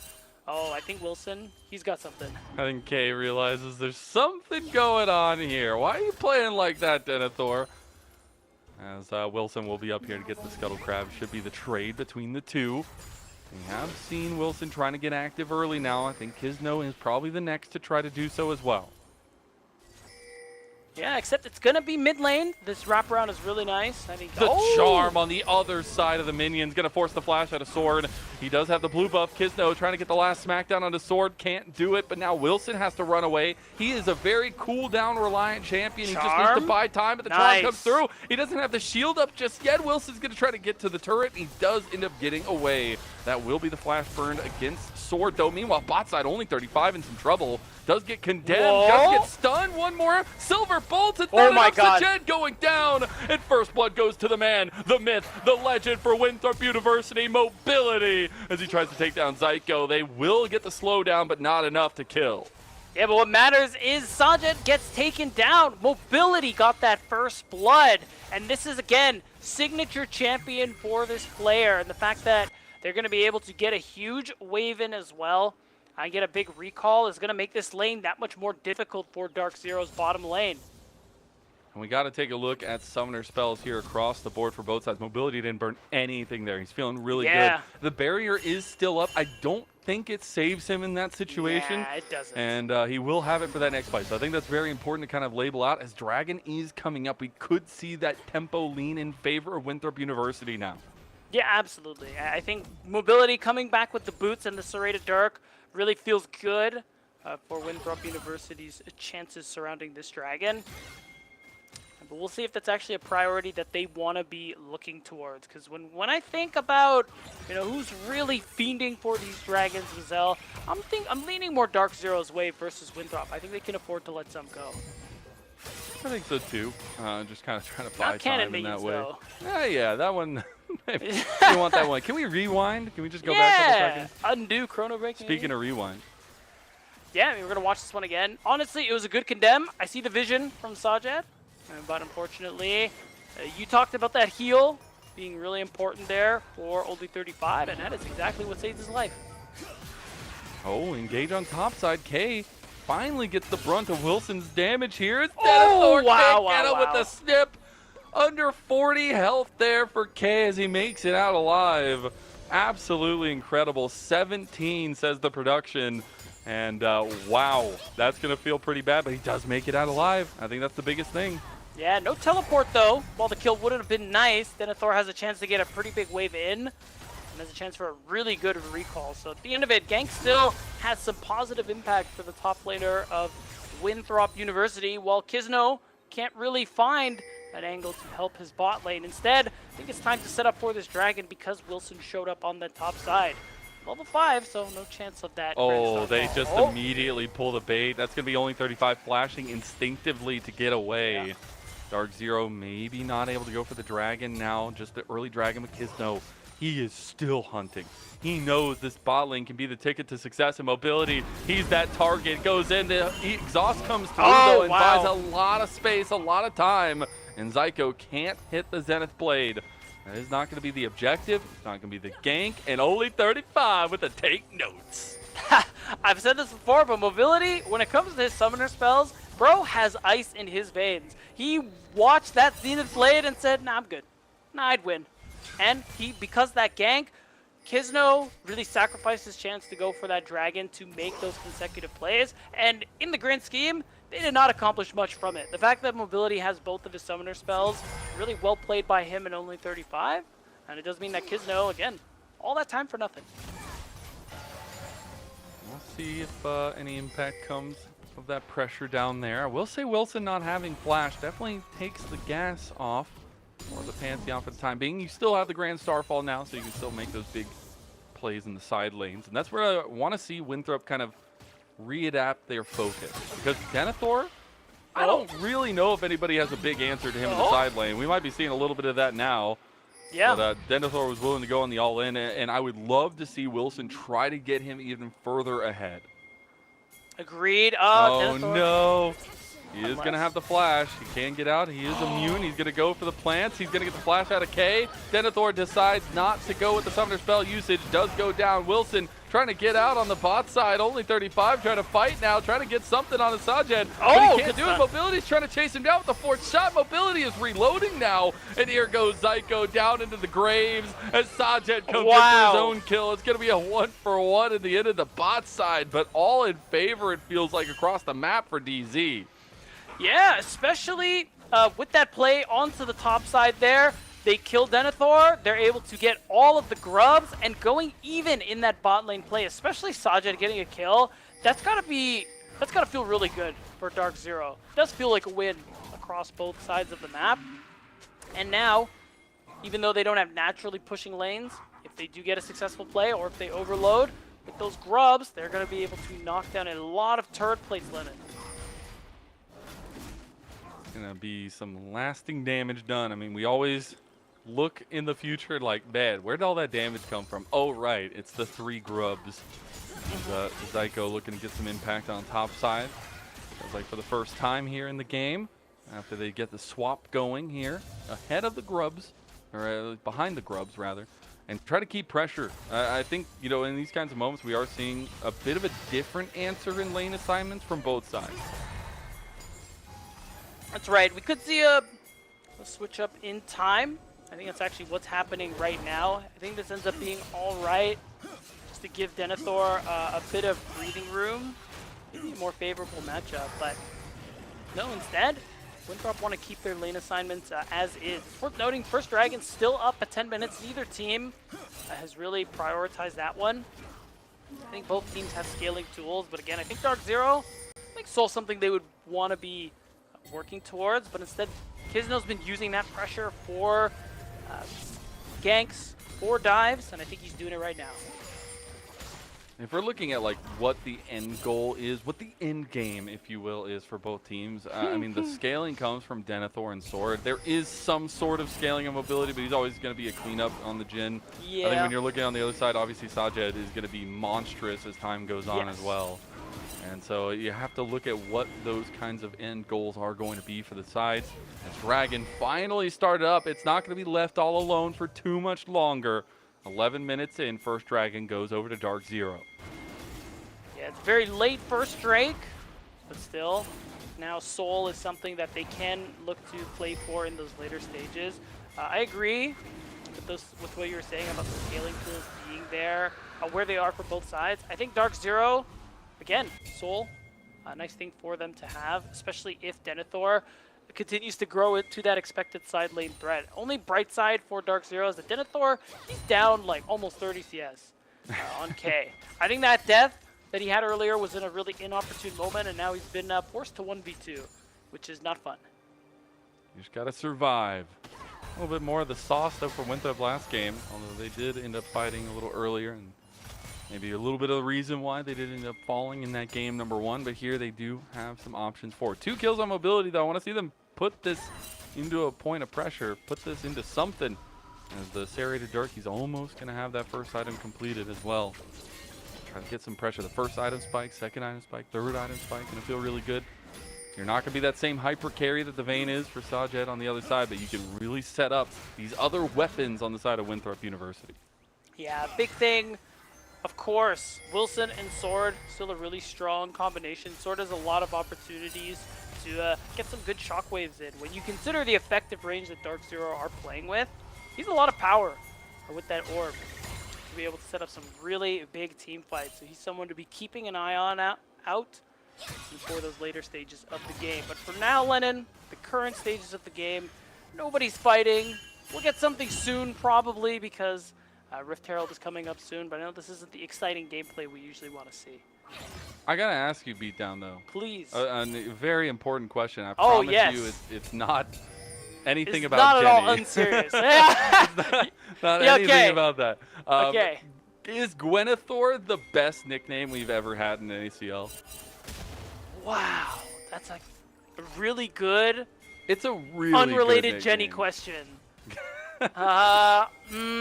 Probably. It feels... It just rolls off the tongue. It's so smooth. It's so I'm gonna go with yes. I'm gonna lock that in. Okay. That's my final answer. What about you, Lennon? What do you think? It's pretty good. I feel like it's. Just I mean, I don't know. There's good? not many. The other ones are like the Mongolian monster for UG. That one's always got a special place in my heart. That one's good. That one's really good. Gwenethor just fits though. It just fits. Well, we'll see if he can fit in this setup. He isn't on his first item spike yet, but we do have majority members on the map on that spike. Does that change these natures of these fights going forward? I mean, we don't have any real objectives until that Rift Herald comes up for the Dragon in 2.5 minutes. Yeah, I mean, if you look across the board, you have some strong one-item spikes, some... Oh, hold on. Okay, he's getting all in. Oh, no! My eyes! My eyes were closed. It's okay. I wasn't looking. I wasn't looking. Lennon, what happened? I don't know. I appreciate the thought. I appreciate the attempt. I don't. And that is unfortunate. Yeah. Yeah, unfortunate's a good word. Really good word. Very clearly, not what he intended to do, but that's what happens. Such is life. Really feels good for Denethor, who's been struggling these last couple of minutes to be able to help him equalize versus K in this 1v1. And that means Gwenethor is back on the menu. It's a big side lane threat. Back on the menu. I don't know why he was ever taken off, but You're right about that. Again, though, it is if we look at like how that works out in the grand scheme of things in this matchup, I mean, he will have side lane dominance. I need to see Winthrop University use that, right? It's a very different condition than just taking 5-on-5 fights and winning. They have great team fight potential, but they have such strong side lane pick potential. I want to see them execute on that. Now we do have Dragon in about a minute. The Rift Herald is coming up as well. Wilson's going to face check here. Is just fine. Kizno and Zyko hesitant to go in. Now Herald is up. I think you really have to worry about the pick potential of Winthrop's composition, as you pointed out, Mazel. So with that in mind, it's a decision for Dark Zero. Do they really want to fight for this Rift Herald? Is there something else that they can be getting? We know Dark Zero more think alongside these lines, which is why you see them just trying to get this mid pressure and are likely going to move to set up in and around this dragon, see what else they can take from this drug. Little thing, I'm just going to say mobility is a knower. He might be my favorite Jhin player in NACL because the man knows the build. The man goes for... We've been seeing Yumu's left and right all over the place on every Jhin we see in NACL. It's a collector, baby. That's what I'm talking about. I don't know if it's going to make that big of a difference here, but we will see. I mean, you do have that execute damage as well. Dragon coming up. It's a pretty decent first spike, but Kraken Slayer on the other side for Sajed. It's going to be hard to deal with. Little bit for the moment. The vision game is there for Dark Zero, but otherwise, Sajed with Wilson's flash up does need to be careful of that flash stun, but he should still be able to very easily collect this wave. And it does mean, now that we've backed, now that we've spent our gold, Dark Zero still have that fast track towards this dragon. It will be their second one, halfway to a soul, as long as they're able to secure it. They are already in full force here for Dark Zero. Some of this vision is still here for Winthrop University. They're able to clear some of it out. Mobility was thinking about getting the back off. They might just be willing to give this one. Coming over 2 dragons is not all she wrote here. It does put you in a little bit of a predicament if you continue to let that stacking come through. But they're saying they're willing to wait for this next setup, maybe here in 5 minutes, to contest before Dark Zero gets the soul point. And it's going to be second dragon to DZ. Yeah, and I appreciate that restraint considering game 1. A lot of my criticisms for Winthrop was that we're fighting objectives we really don't need to be fighting, especially given how their comp only increases in potency with time. Makes sense that you're okay with letting the second dragon go at 17 minutes. Instead, let's let Denethor grab us a first brick here, why don't we? He can Let's get this go. win really scaling up. They got the feeds. They got the feats. They got the feeds. They got... Okay, no. Yeah, no. We can't get DMC. Man, we can't... We also, you know, shouldn't just turn this into a musical. Although... What if we did, though? Okay. Okay, fine. You're right. But... Get some of the players in here. We get, you know... If they knew a single one, I would do it. Get Samikin. He knows Epic. Yeah, there you go. We are seeing Winthrop kind of group up, and this is what I wanted to see now that we've gotten lane assignments in their places here, is Winthrop University kind of combining these efforts. Wilson can be extremely strong. Sword with the combination is extremely strong. The setup for mobility with the Deadly Flourishes to kind of follow this up, going to be extremely strong. It's that bar of execution they need to reach. They also have the Rift Herald play here. They could use it to bust down mid lane. Yeah, especially in preparation towards the next dragon. They want to be able to do so. Or if they find an angle where Sajed is left alone to farm under the tier 1, as he kind of is right now. So you can see the setup coming through for Winthrop University. Even Sword. Never mind, he's just placing a ward. But the Rift Herald has been summoned. Here it goes. Winthrop University cashing in on the turret destruction here. He's going to try to get this going towards bot lane if they can get it deployed down there at least. I think he's yep, they're going to take the engage on only 35. The containment of mobility. He's getting down by Sajed. He's going to get devoured. Is it enough as only 35 falls? Mobility is going to be the one that gets out. He pops his curtain call. Is it enough? The CC Shockwave combo. Kisno gets out alive, though, using his clone to get that distance separation. A charm connects on a sword, and now he's in trouble. The health bars blinking for both sides. Wilson, he has flash. He has CC. Denethor going for the solo bullet, but mid lane, Psycho, he ends up getting the outplay over Wilson. Wilson doesn't flash, doesn't do anything, and Toasty does! Toasty's got that instinct right onto mobility, and Winthrop University have been dusted in the mid lane. They have, and they've gotten... Dark Zero have gotten so many kills in the process as well, so it really just accelerates some of these carries, especially Sajed on the Bane, who we recognize as a late game damage threat. And it's just Dark Zero doing what we see them do best, winning out these fights, pouncing on isolated members, being able to turn that into wins. Really, really quick play call coming through there, and I like to see it. And now we get into the conversation of how these team fights set up now that you have a bit of an advantage. The hex plate there for Sajed.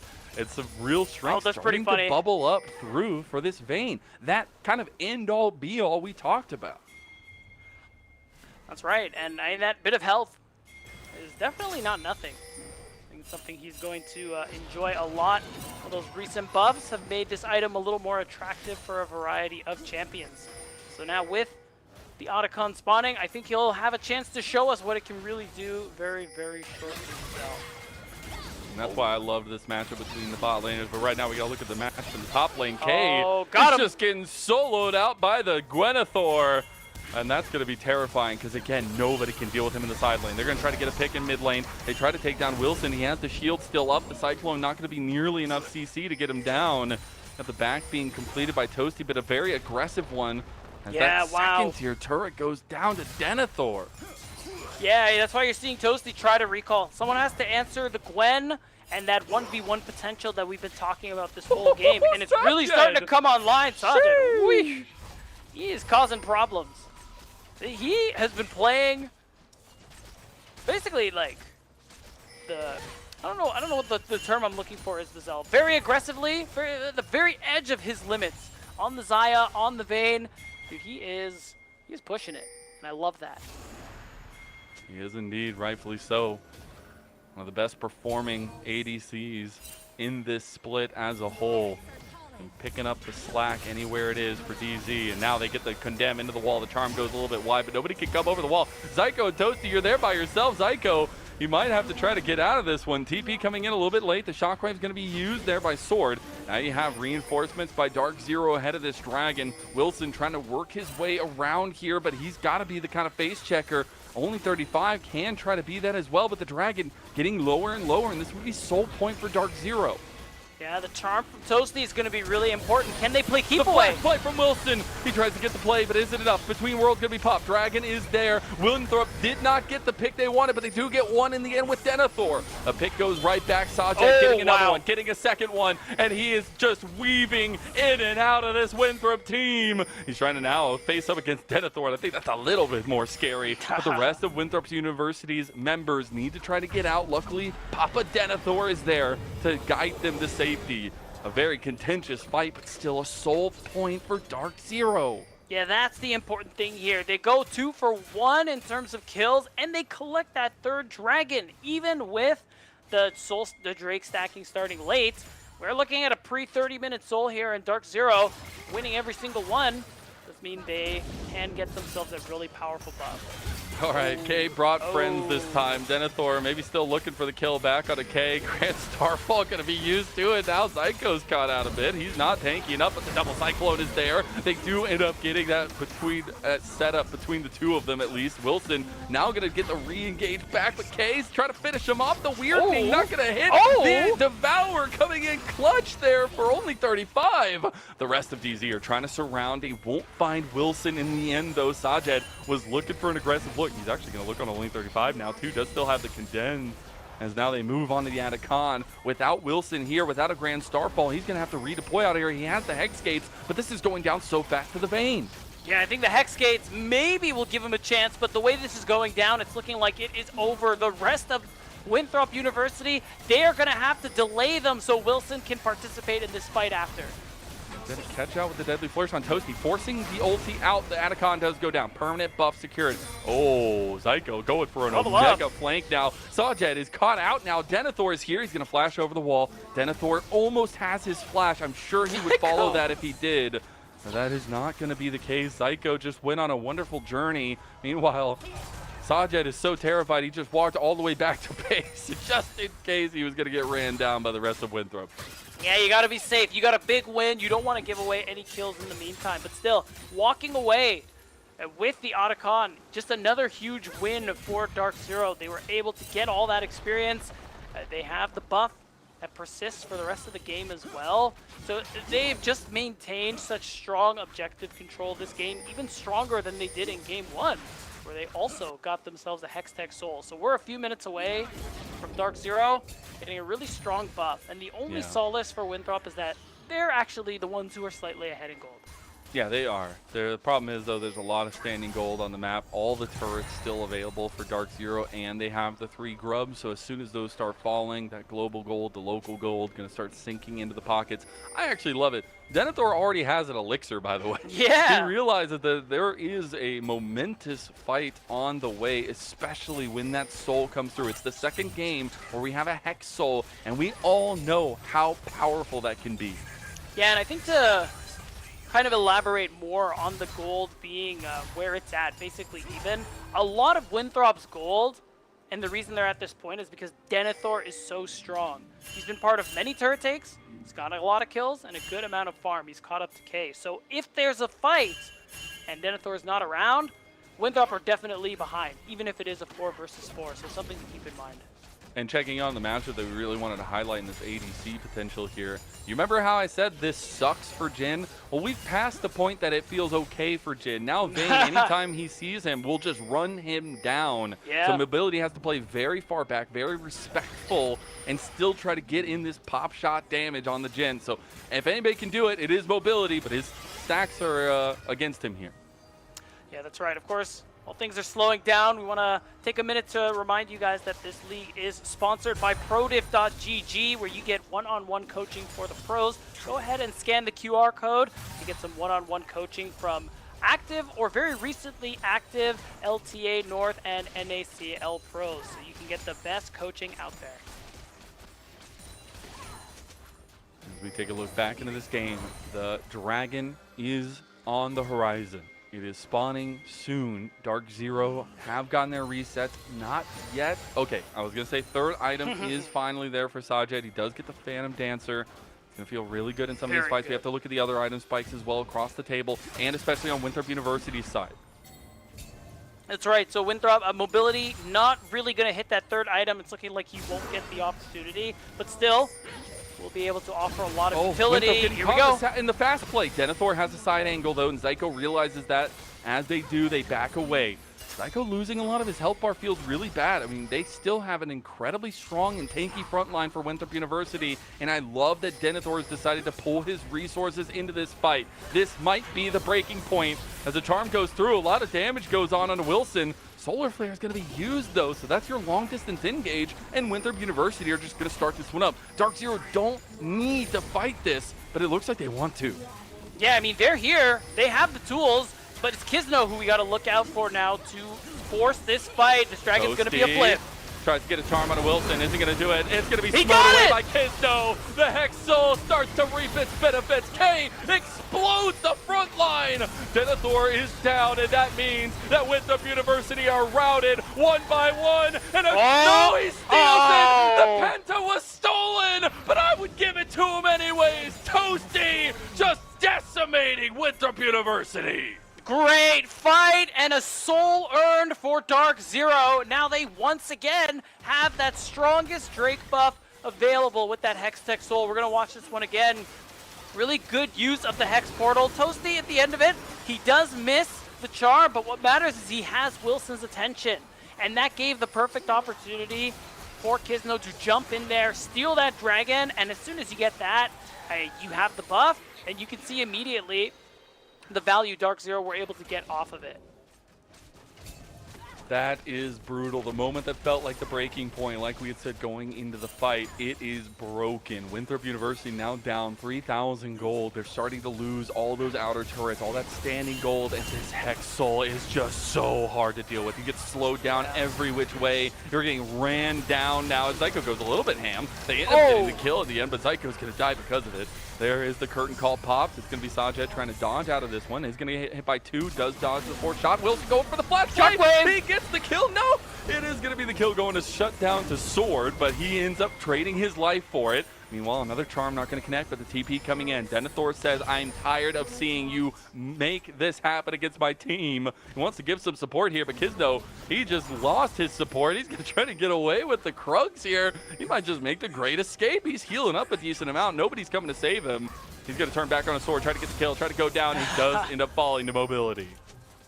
He does. Waste a little bit of time. He's disconnected enough that you're seeing pings to maybe go ahead and start this Baron. That's 40 seconds. Sajed is still unavailable with these TPs.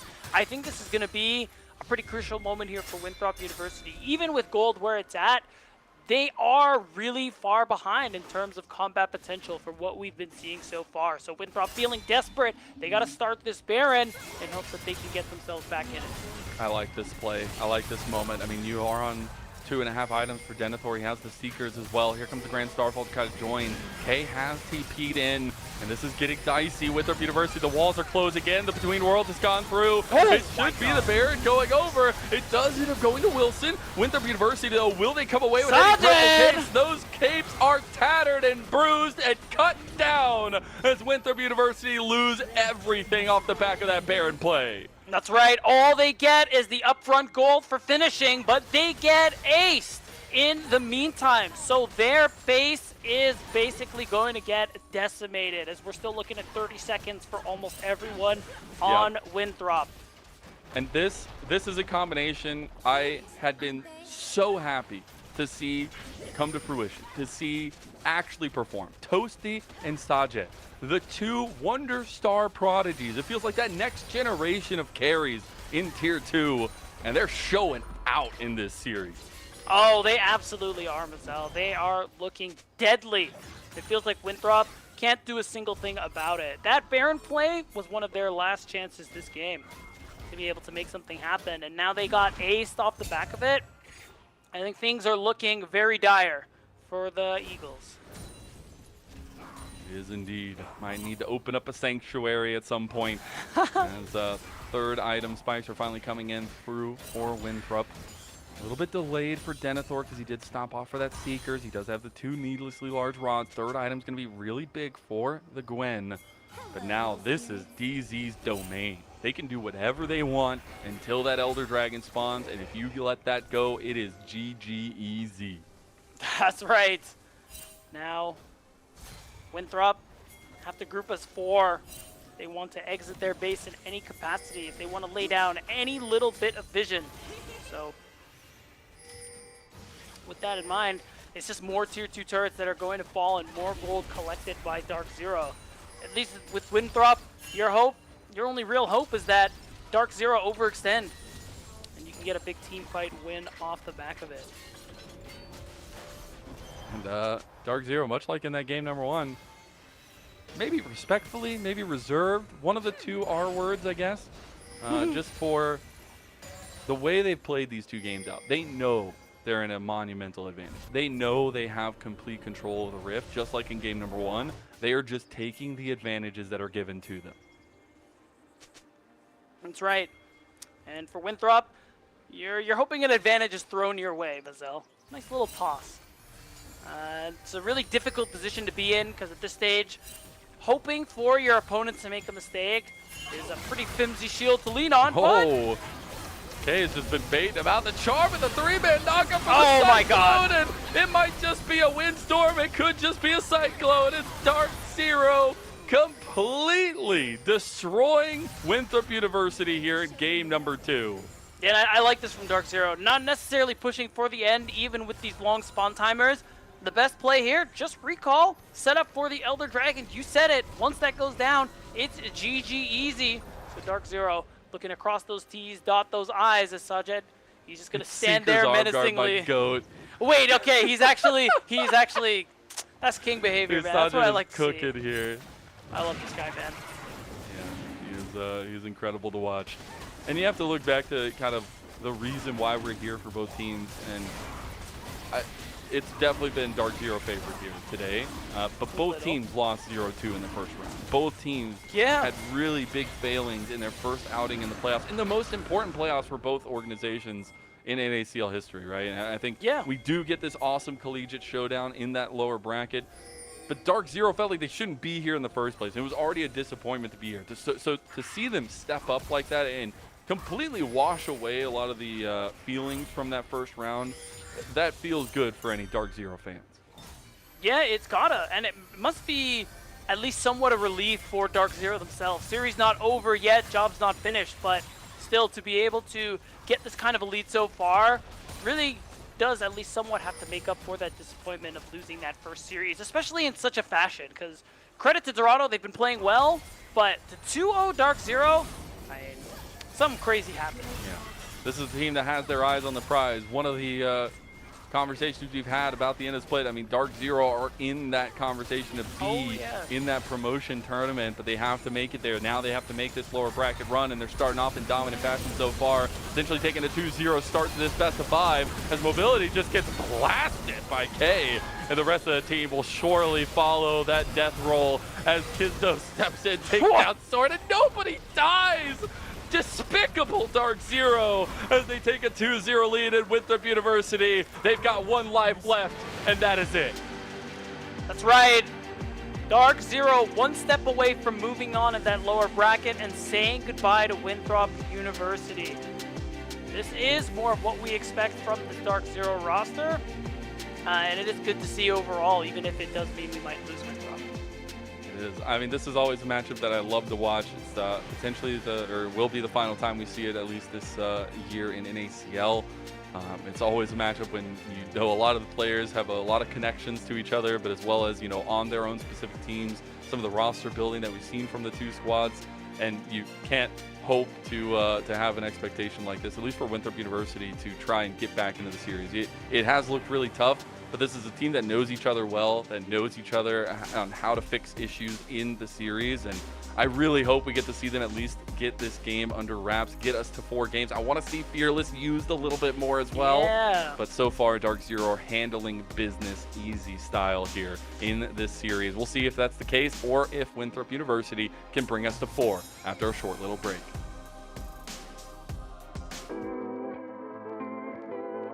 I think a key factor is like making sure you and your teammates are all on the same page and have like good vibes, have constructive like reviews, and kind of like encourage each other and make sure everyone is grinding hard. I think that's just like the biggest thing. Just resilience, and you know, every split it's like a long marathon, so there are bad moments, bad days will happen, and it's all about how anyone can bounce back and learn from the hardships that come within each split.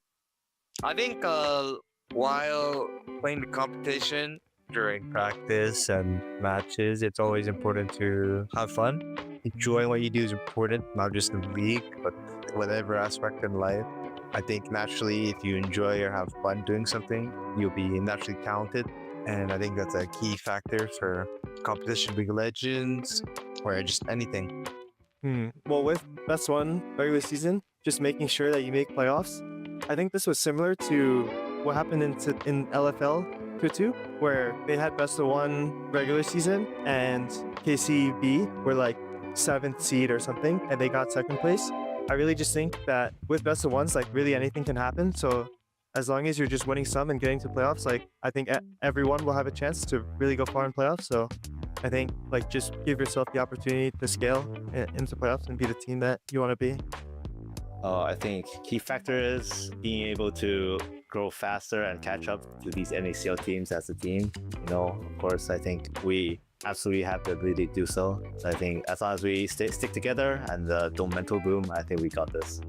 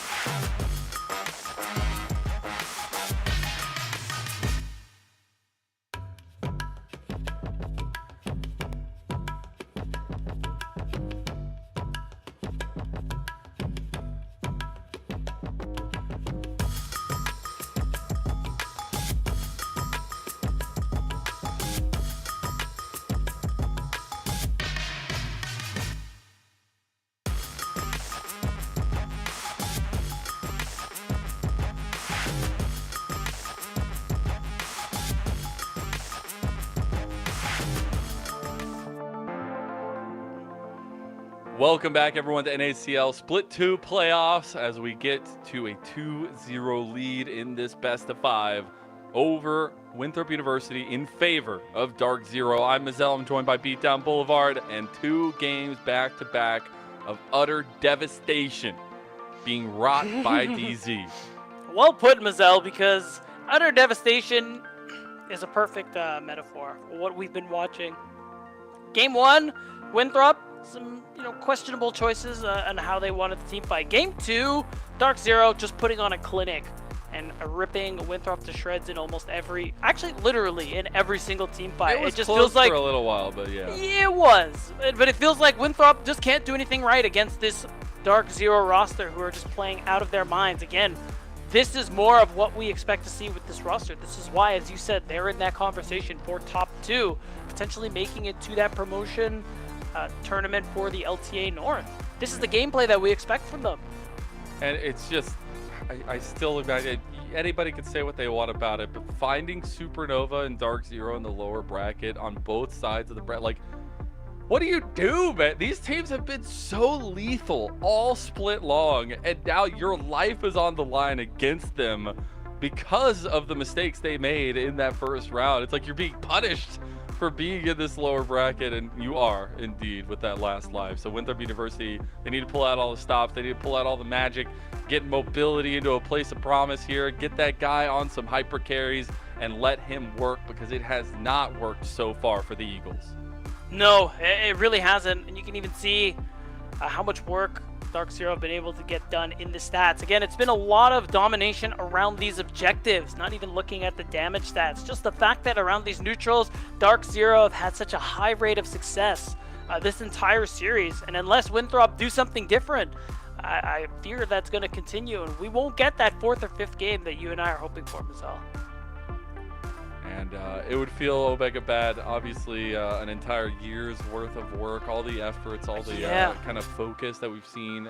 It would be in the same conversation for Dark Zero, but they are the ones that are on the leading edge here, essentially trying to cut ties with Winthrop University. And I think that can be hard to deal with, especially for a team, again, like, it hurts worse when the team has been together for so long, when things, haven't changed in terms of the roster, but you're not necessarily still finding that same promise. And I really hope we get to see Winthrop University give us a big effort here. I mean, they have been every time. They're trying their darndest, but try to get one win here in the playoffs. I want to see all of our teams at least get one win, and I hope they can pull it out of the bag here. Yeah, that's the hope, because, while we've seen Winthrop make a lot of splashes so far here in NACL, of course, you talk about the rivalry with Near Airport being one of the most interesting and exciting so far this year. It would be pretty tragic for them to end up falling here 0-2, not getting a single win, as you say. But who knows? They still have some tricks in the bag, I'm sure. And it is possible that they're able to surprise Dark Zero and get that win. Again, this is a roster. They've played together for the most part for the better part of 3 years, with the exception of only 35 coming in 2025.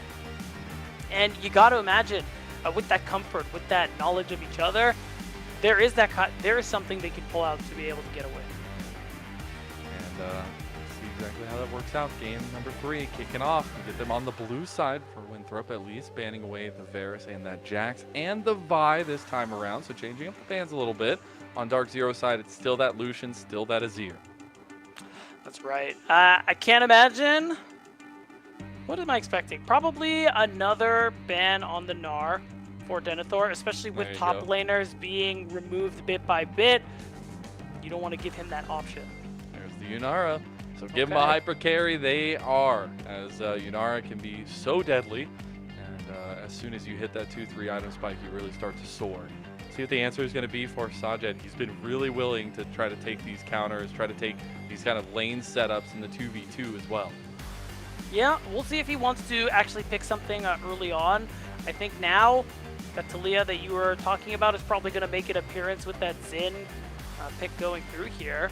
There's an angle for Sajed to go scaling for scaling if he really wants to, but okay. I like it. So all right. I've been playing a ton of Yunara. I'm obviously nowhere near the skill level of anybody even near here, but I've been really curious myself personally on like what players' answers are into Yunara. 'Cause Yeah. it feels like it's definitely hard to break what she does consistently well in terms of the pushing power and all that stuff. So I love to see the Aphelios coming through here, trying to give a little bit of push to that hyper carry potential. But on the other side, the nerfed Trundle, still very strong, gets through. Yeah. And the Lulu for only 35, a classic for him.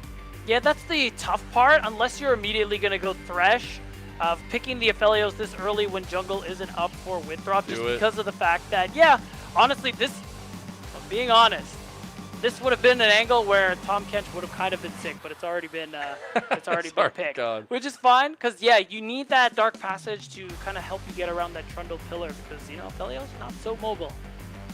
I really like to see it. I'm very curious now how this bot lane is going to pan out, because I think there could be some serious fireworks there. A lot of skirmishing potential between the junglers as well, and how often and early they want to get involved. It's literally what we've been seeing all series long. So I love that the focuses are kind of staying the same, but in the second phase, we see the solo lane focus start to bed its head. We get the Camille ban towards Denethor yet again. Multiple bans going his way so far in this third game. Yeah, I think the Camille is a good shout. I don't think we're going to see another ban go his way necessarily, unless there's something specific K is trying to avoid. Since Jax is already out of the picture. Maybe they'll go the mid lane route, try and limit Sword's pool a little bit. Remove another premier carry like the Victor. I think it's something he's probably going to be looking towards this game. Could be. I do like the Scion ban. Champ's pretty OP too.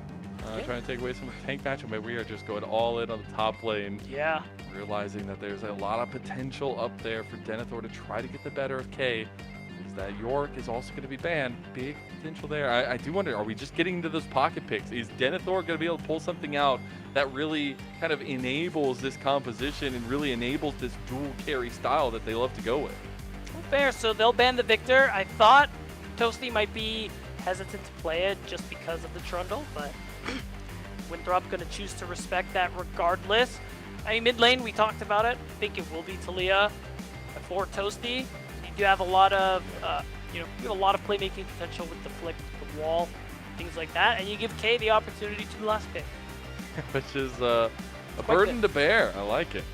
But especially against Denethor, if you can get something to outmatch that and really let the rest of your map do its thing, it's going to be really nice to see from K. Maybe he goes for something a little bit more aggressive here.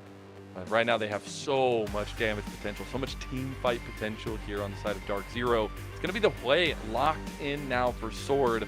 Some utility there, a lot of damage as well. It's been something we've been seeing teams want to fall back on further and further. Yeah, I like the Olaf hover, but I think the Cassante ends up making the most sense. K has a difficult choice to make here because a tank is not ideal into Trundle. So I think a bruiser of some kind is probably what he's going to be leaning towards. Feeling it. Yeah, but like, what is the actual answer? We saw a lot of hovers. Yeah, I don't even want to guess. Like, he's just hovering so many things. He definitely loves like his Aatrox. fighters. We always have some potential there. Garen! Oh! Let's go! Oh, Dark Zero are cooking with this one.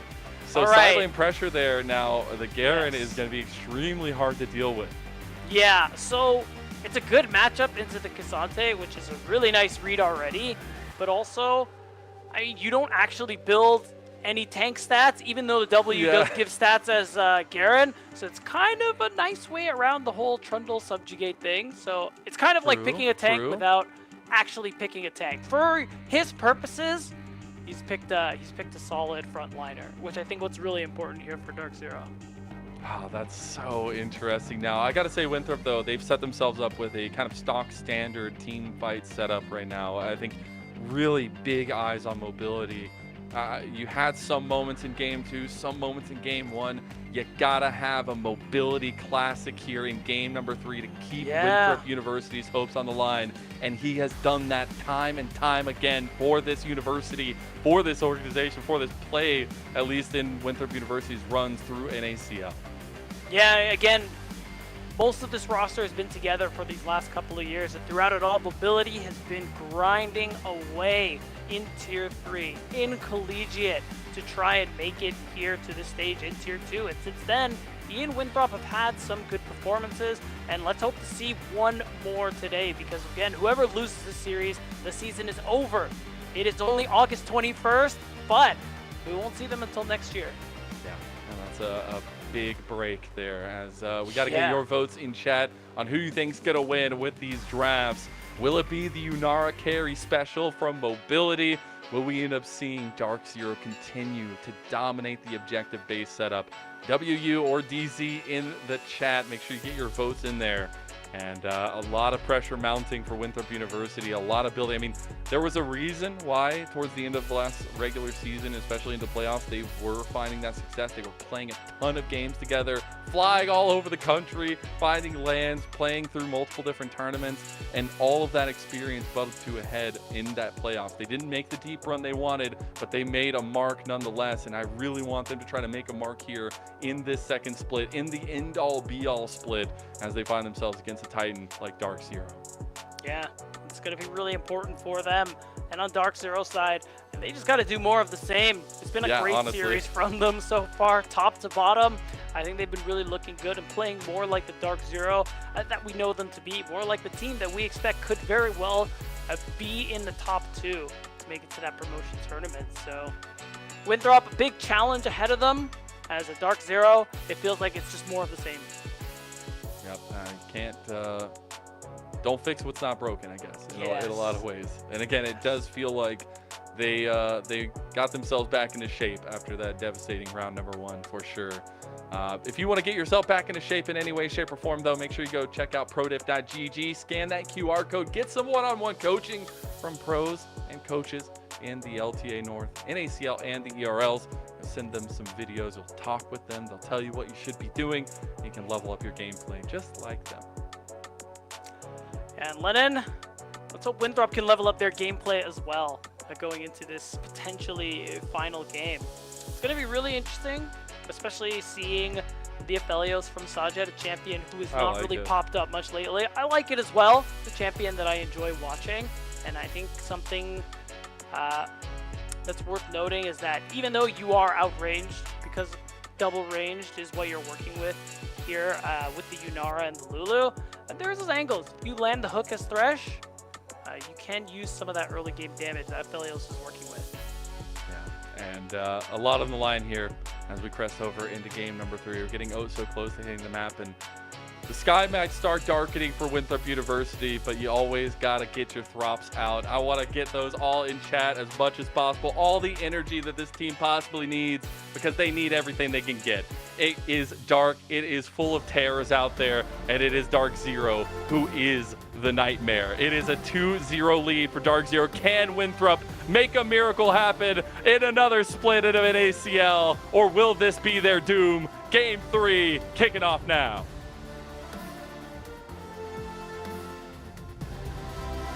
See, Winthrop have a lot of tools in this draft to work with in many stages of the game. Of course, they have the Yunara for mobility, a player we've been highlighting a lot as being pretty key to this team's success. So he's on this hyper carry. He's got a Lulu, Mazel. So if Winthrop can just keep this game chill and get mobility to 2-3 items and not have any major hiccups, he has the power to keep this series going. I was going to make a song reference, but I'm not going to. Anyways. No, now you have to. Now I want to know. No, it's fine. Maybe later. Okay. Later, beatdown, later. Okay, Anyways, okay.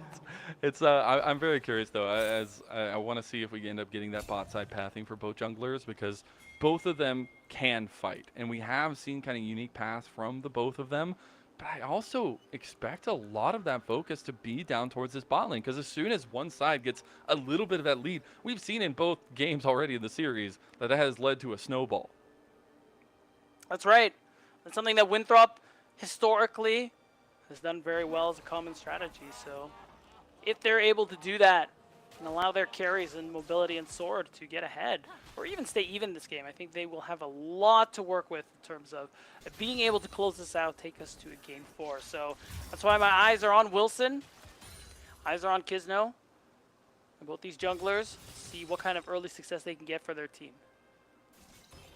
I'm going to get this out of the way now so I don't get distracted by it later. Did you know that skin on Yunara throws chickens Those little chickens. Really? Wait, what's the skin Yeah. called? It's Is it like, like a the farmer? sauna. It's like the sauna one. They're like Oh, little, yeah, steamed yeah, chickens. yeah. It's so cute. Anyways, no Steam- more wait, distractions. steamed as in- Important.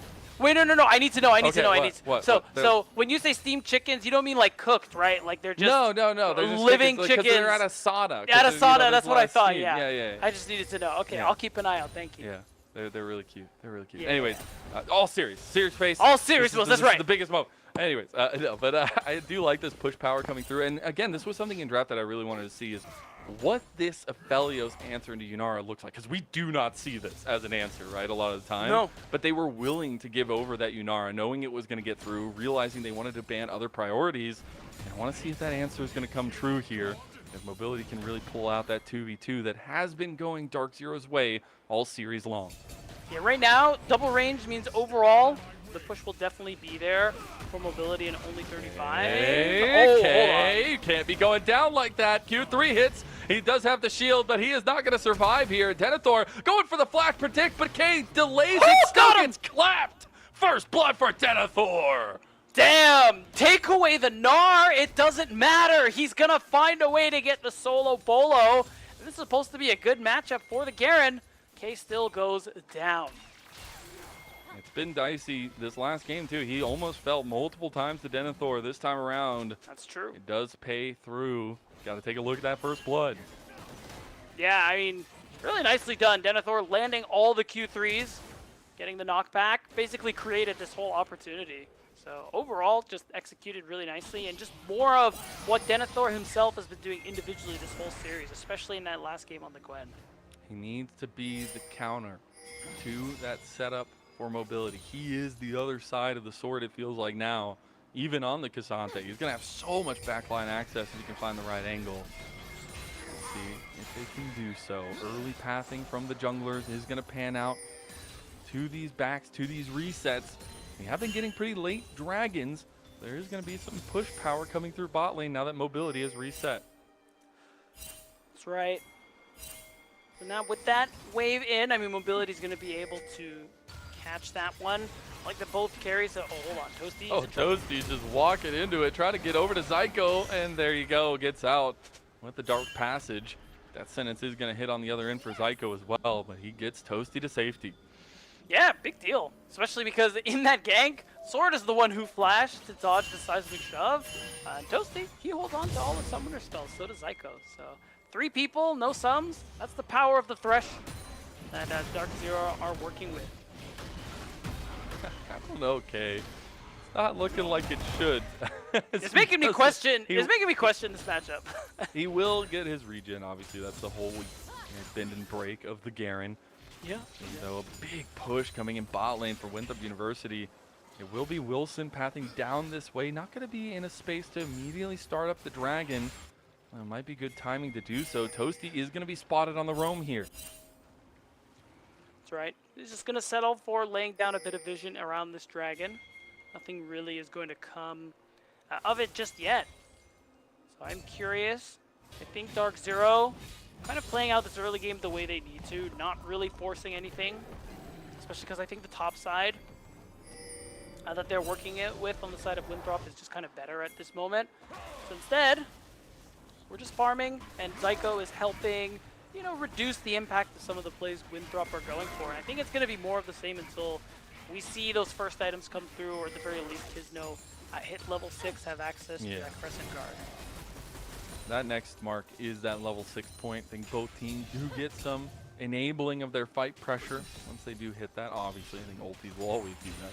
But I do really like the kind of aggression we can see at that moment. Mobility's still going to have this big push going into Sajet and Zyko. There are going to be junglers on this side of the map now. I do wonder if we finally get our 3v3 that we've been building up toward. I hope so. Want to see some action, Mazel? I know you do too. So I After think the we might last have couple it. games, we've had like bloodbath. Not enough. I want more. I thirst for it. I crave it. And I think we might Blood get for the it. Blood God. Yes, exactly. Now Kisno gonna hit level 6, actually ahead of Wilson. So does give That him an makes the difference. opportunity. It does. I wonder if he's gonna go for Dragon or Punish Sword. Who's flashing? He has both options. Weaver's Wall did end up getting used by Toasty. Sword was able to get out of that one scot-free though. Back is getting completed by Wilson. That should mean the Dragon goes over if they want to start it up, but a little bit of hesitancy from Dark Zero. Yeah, because mobility and only 35, and they have this constant push, so it's a little hard. But given that they know their jungler went towards the other side of the map, they are just going to end up backing off. Kizno has camps to work on, but I think it will give him the opening he needs to collect this first dragon. And that streak of objectives Dark Zero have been able to get this whole series is just going to continue. First dragon is an Infernal Dragon, so maybe a little bit more prio on that side of the map, but I mean, I expect resets to be redeployed up towards top side now. Since we do see mid lane going to be the focus right now for mobility and only 35, it is all in front of the grub setup for both teams. That's right. So now Kizno is going to get that Drake out. He's doing it himself. Pretty early, I like it. Yeah, he's doing it on his own. Okay, they did get Toasty here, so they should be able to collect that one. It's probably Grubs just going to be just a now trade. getting started. I mean, they might be able to contest for the latter half of the grub. Maybe.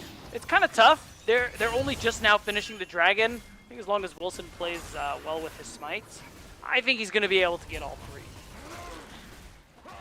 Slowly but surely, as yeah, Kizno still has his entire top side to clear. K is going to put a ward over and realize that there are already 2 grubs in.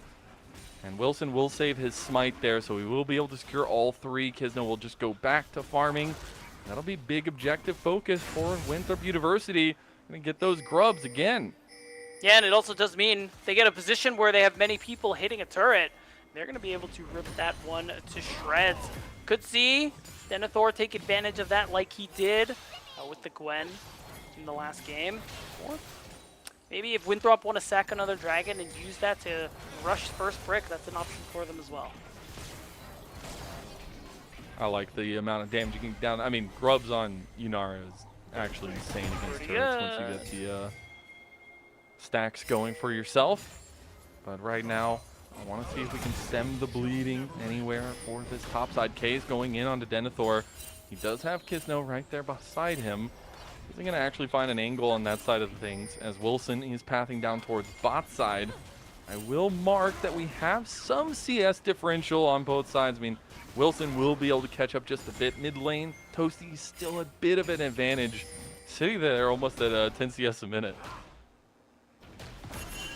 Yeah, other than that, nothing really to report in the farm department. Otherwise, things are just kind of progressing the way they are. I think both teams, with the scaling tools they have, don't want to commit themselves too often to a play. And also, to their credit, I think laners on both sides, for the most part, doing a good job of dodging out on ganks, recognizing the timers where they are vulnerable, and not really pushing their way out. Especially for Winthrop, it's important because, remember guys, they're 0-2. This game doesn't go their way, they're out. Their year's done. We'll see you in 2026. And this is a team that has succeeded so well in finding early advantages all year, not even just this split number 2. They always seem to find those pre-15-minute advantages. It's always the question after that 15 minutes if they can answer and find the actual win, close out games. That hasn't been the case today. We haven't seen that version of Winthrop, but now they're opting into a safe style setup. They're opting in to this big team fight 5-on-5 that has been brewing over the last couple games, but really giving mobility the tools to carry this time. The Jhin, I love him to death. My favorite champion. Yeah. You're not going to carry the same as Yunara with 3 items. Yeah, I don't think anyone will argue with you on that one, Mazel. So right now, really my eyes are on that next dragon, which should be coming up in, I think maybe about 2 minutes, less than 2 minutes time. So with that in mind, this is the moment where I want to see if Winthrop can actually slow down that Drake stacking. There we go. See if Winthrop are going to be able to get themselves in a position where they can fight for this dragon, be able to take that one, or at the very least, if you're waiting for Yunara to really get up there in scaling, then fight that third Drake. Because a lot of what we see in the series is either fighting dragons they have no business fighting, or letting so many go that it's an easy soul for Dark Zero. You see some pressure in mid lane. Sajed going to use the Dark Passage to get away from that. Does lose a decent chunk of his health. Has the red-white though, so some good fighting action, but we'll be losing that red very soon. And we do have that dragon spawning out. So mid lane priority, extremely important for both sides as we see both junglers pathing down that way. Yeah, that's right. So we'll say if a fight breaks out, Toasty can join a lot faster because he does have that Weaver's Wall. It's something I think Winthrop are aware of.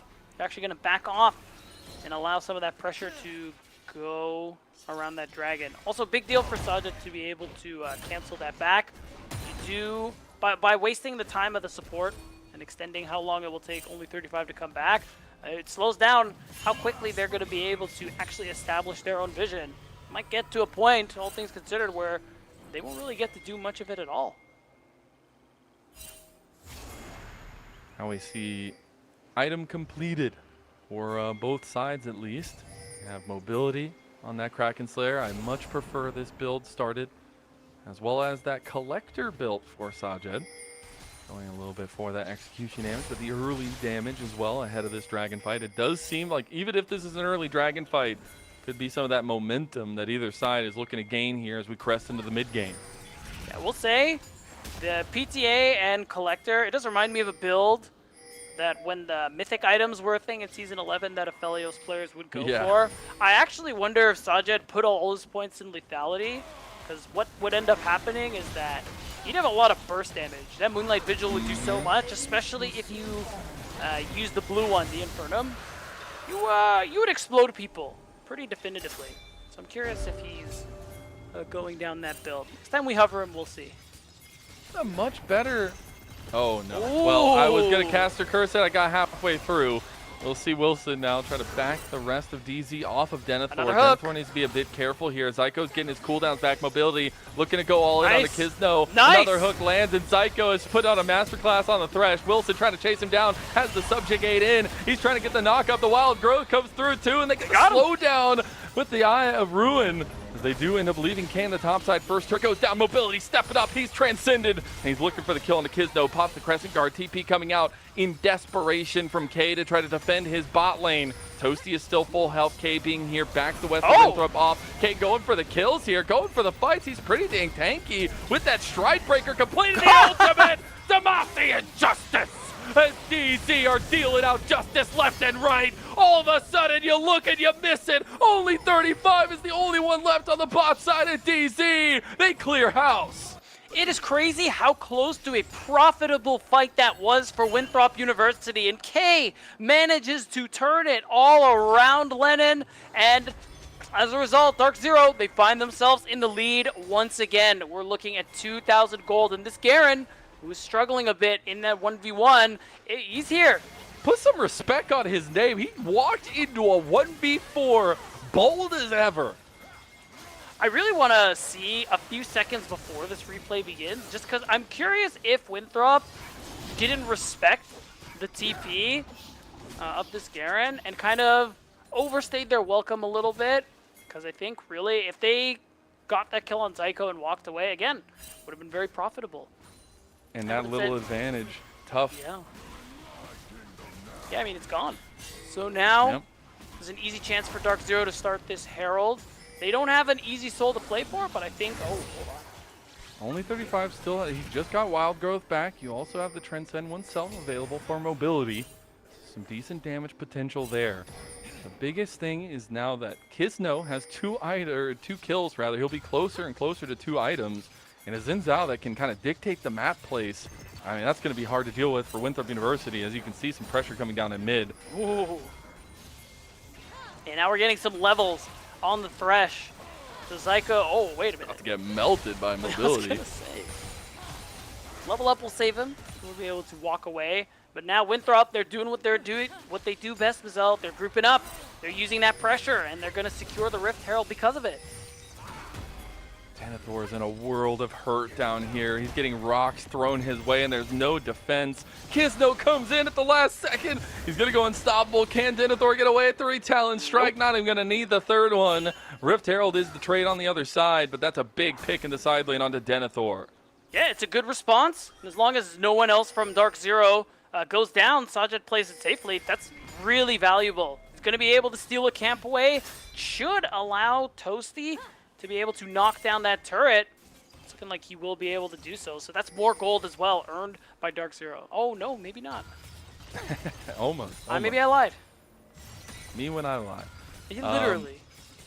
I have to say, throughout this entire series, Kizno has had an incredible one. I mean, we can talk about all the glitz and the glam, some of the carry performance, the veins, the things like that. I mean, the solo lanes obviously have had a lot of impact here. But Kizno, in all 3 games so far, his impact has been extremely felt.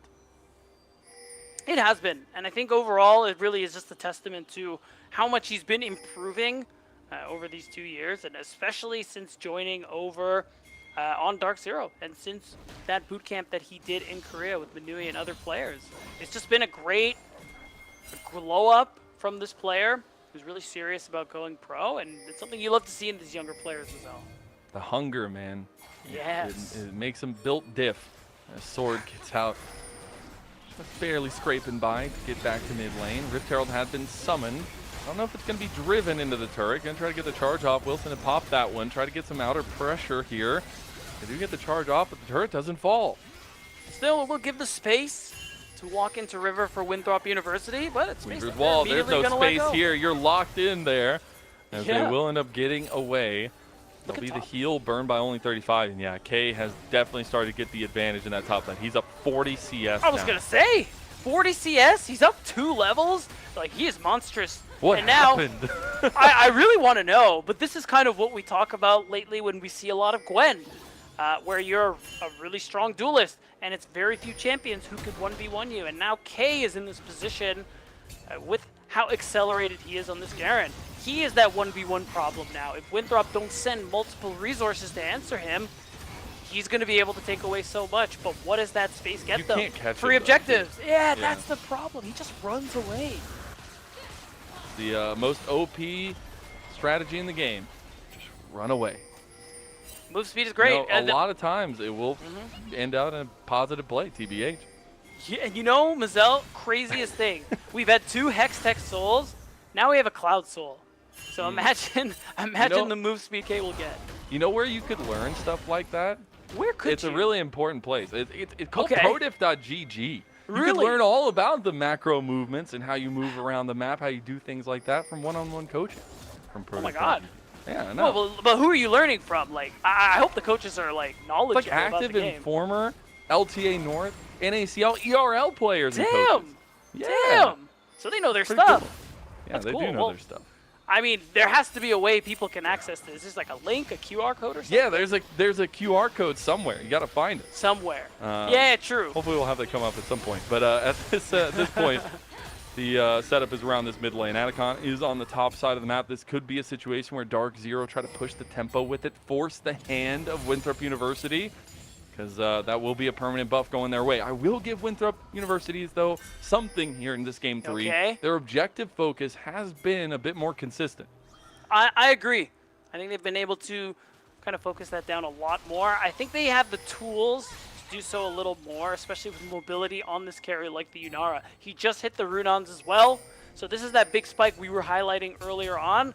So I think at this point, Winthrop, they're feeling like they maybe want to make a play for something here. Denethor has TP if necessary, so there could be a chance that they play for this tier 1 turret, or they can try and force some teleports or a team fight by starting this Otacon. Oh, Mobility stepping up there. Needs to be a bit careful because Toasty will just lock him down. One series of steps wrong, Mobility will go down. He has cleanse, he has flash. Hook comes through immediately, wild growth and the cleanse. So that is huge tools down for Mobility. Yeah, all he has to work with now is his flash in terms of safety. So Zyko, I think, is really playing well. Oh, hold on. Oh yeah, just really playing well. Again, really good Thresh game out of him, especially for a champion that we do not see a lot of lately. Oh, he landing doesn't the have it hooks. this time. He's going to try to go back in the Crescent Guard because he didn't auto-attack, didn't get that proc, but now Zyko had to use the death sentence there, trying to get through now as Toasty comes through. Wilson trying to run him down onto Kizdo. Good flip. They are locked in this place. K gonna go for a full Wow! spin to win, and I've never seen Beyblades in real life, but that must be it. A double kill comes through for Sajed, and that is complete map dominion for Dark Zero. That's the Infernum ult we were talking about. Big explosion, and it's going to lead to a big objective going down for Dark Zero. It is the Otacon with 3 members down, including the jungler Winthrop. Don't have a chance.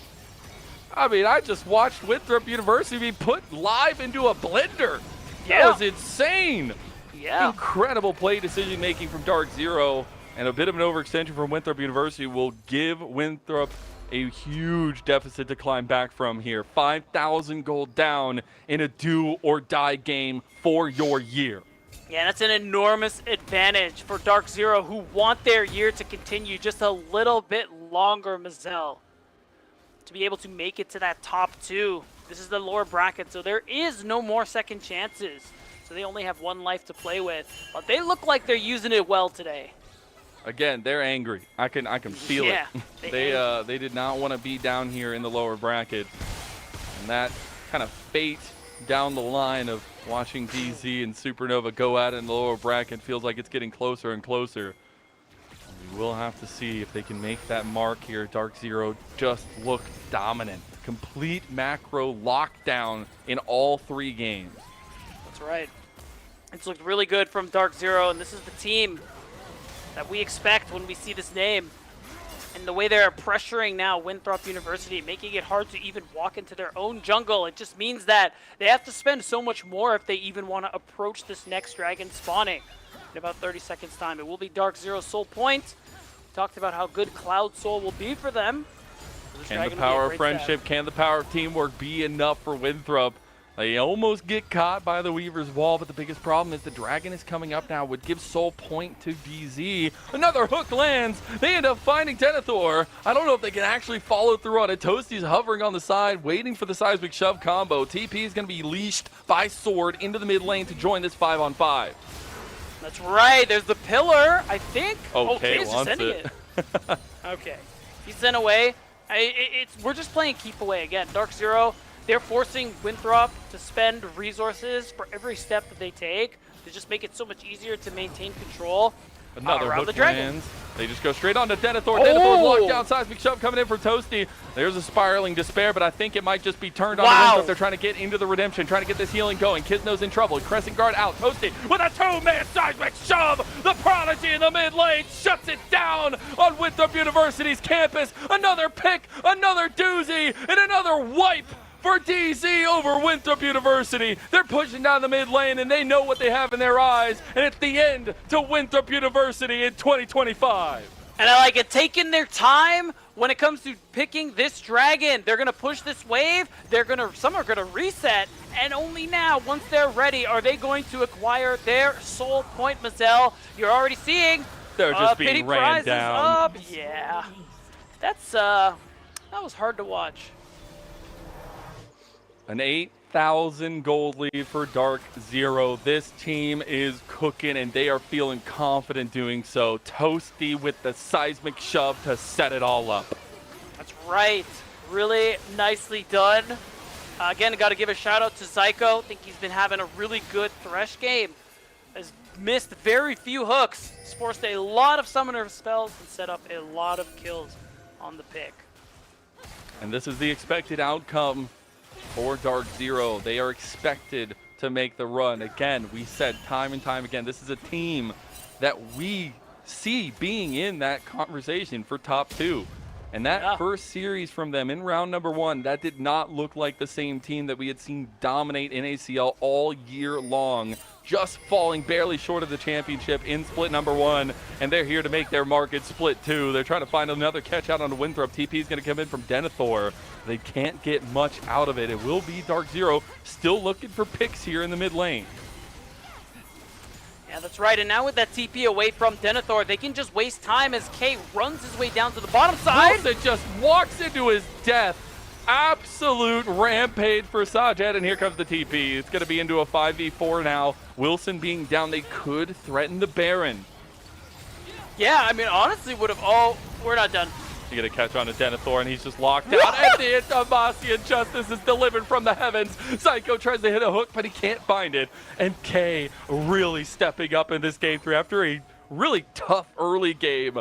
This Garen is undealable. They can't do anything. He gets to walk at them anytime he wants. God. He's going into 1v3 now and can just walk out with a phase rush. He's just wasting their time, ensuring that this Baron gets taken unencumbered and only 35. Oh, mobility wants it. He is transcended. He doesn't have any mana left, though. Gonna stay for the redemption, and K, he's been healing up. The Baron is now gone, and Dark Zero, they have those dirty purple capes, those deadly purple capes. Is now, so he's just getting ran down. Sword is going to be left to the Wolves, and that Wolf is Kisno. Goes 5-0 and 8 on the Xin Zhao, and it's a holistic team effort from Dark Zero once again.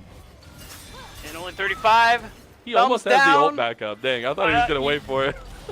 That would have been peak comedy. But it's all business here for K and the rest of Dark Zero Dragonsteel as they dismantle Winthrop University yet again. And they got the Baron on the back half of it. Makes K that much more effective with how he's been playing the side lane on this Garen so far, and just so much more of a problem. 3 levels up on Denethor, by the way. He's a very strong boy. He is indeed. Oh my god. He's just hitting him under the turret. He doesn't care.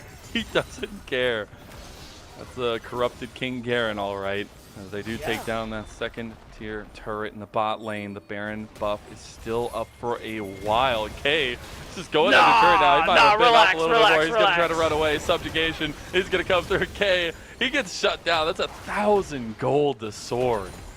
Yeah, that's an enormous shutdown, and also a pretty large overstep from K. I think he was feeling himself a little too much. They're definitely not here, right, guys? Yeah, surely they'll leave me alone because they know they can't catch me. But turns out they can. In the grand scheme, doesn't change too much. Still means you can see Sajed almost making up the difference in that shutdown immediately. With that tier 2 turret, he's able to grab, and Dark Zero still have 4 Baron buffs to their name. And so far, Sajed has delivered on this Aphelios counter into the Yunara. He is just more effective. The range, the utility with all the different weapons. He's able to keep mobility at arm's reach. And it has been tough to deal with. And so far, that team fight is just going to get worse and worse. 3 items now completed for everybody. Working on a 4th one for K, by the way. And we are struggling to even hit that 3rd item for a couple members on Winthrop University. Yeah, and while the Weaver's Wall doesn't catch anyone per se, Winthrop University is still forced to run their way out of dodge because Dark Zero are just so much stronger now with this 10k gold lead. They're about to get their soul in about 30 seconds as well, and I think Winthrop just don't have anything to say about it. And that's a Cloud Soul. I'm just imagining them running even faster straight at Winthrop University. It will be terrifying. As there's going to be a TP on the top side. They realize they can't really contest this side of the map. I mean, they're down 10,000 gold, and it's got to feel that way. They will spot a Wing 35 coming out of base. Oh. They're going to try to jump on him now. The rest of the team is all the way up on the map, nowhere near only 35. The death sentence will live up to its name, and Kisno will find himself a 6th kill. Oh, and I think we have a little more action. Topside, they tried to make a play on K, who's now level 18. Where is he finding this experience, Mazel? Every time I look at this guy, that level is going up. Winthrop University, maybe one last gasp. They find themselves on the wrong side of the tracks. You do have Wilson trying to fight his way to the rest of the team, but the rest of the team have decided to try to go on to Sajad. But the Infernum, it strikes deep and it burns from within. A double kill coming through for Sajad, and they try to get out, but it's going to be the Demacia Justice delivered to Denethor once again. Clean package delivery from Dark Zero, and that's going to be one you're going to want to send back Winthrop University. And Dark Zero, I think, aren't going to give them the chance to do anything about it. TP's coming through because they know that this is the end, Lennon.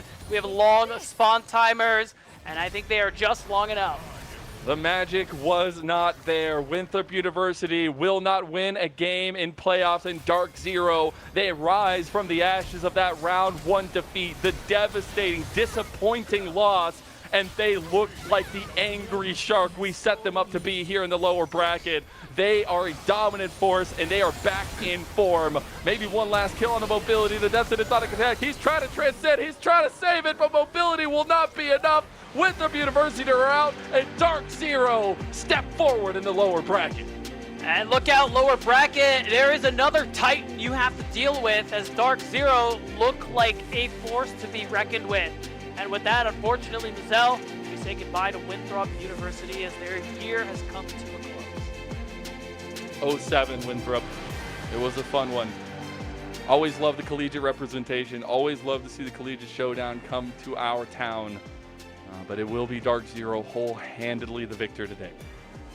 Yeah, and honestly, really great performances. I think top to bottom each game from Dark Zero. And this is, again, more of what we like to see from them. And I think makes their lower bracket run odds a lot more promising than what we might have assumed after watching their match against Dorado Gaming. Yeah, very true. And it was off the back of great team fight potential. Obviously, going into that, the Van in Game 2. Yeah, that was despicable. Make sure you go get your votes in. Kisno, Sajed, or Psycho. See who gets the MVP for this series. Yeah, I mean, I think you could, in one way or another, make arguments for, I think, just about everybody on the team, but I think these are the most deserving. Especially, I think, Kisno, you highlighted it during that last game. Mazel has had a wonderful series. Him and Psycho, man. Yeah, linking up really well. Sajed, of course, you know, he's just being the GOAT. He's the like he always beneficiary, does. all right? He's the one that, you know. But also, you know, he's offering some benefits himself. He is. I think he's been playing really well. Yeah. So, you know. It was a holistic votes. effort from Dark Zero. Yes. Teamwork, baby. You love to see it. Mazel, I'm going to put you on the spot. Who's your MVP? I think it has to be Zyko. I think Okay. him and Kisno combined so often. But the fact that Zyko had like 100% KP for like 90% of game number 1, actually incredible. He had non-stop impact around the map as well, getting the better of only 35 in a lot of the engages. And I think support is such an unsung hero in a lot of these games, especially at the tier 2 level, because you're looking for that consistency, you're looking for that leadership.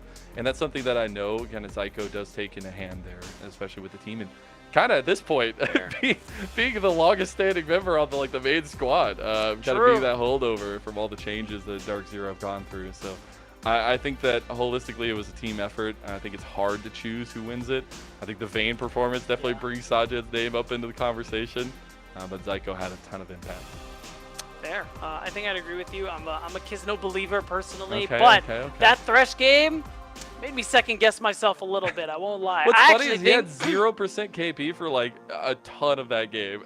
to be fair, there was not a lot of action for in that There was, game. yeah. So, you know, that's okay. I'll forgive him. You'll forgive him for this one. We'll see who we get to talk to in the interview. Yeah. But, do you learn anything about Dark Zero from this? Or I know we're going to be looking at the upper bracket matchups tomorrow, and I know we were talking to Breezy yesterday, and he was saying, you know, everybody that comes down to faces is going to be fresh off a loss. We are on a win streak now. I think confidence can be extremely important for both sides, you know, Supernova and Dark Zero. I mean, does this just set them up for success to kind of build off of what they had in split number 2?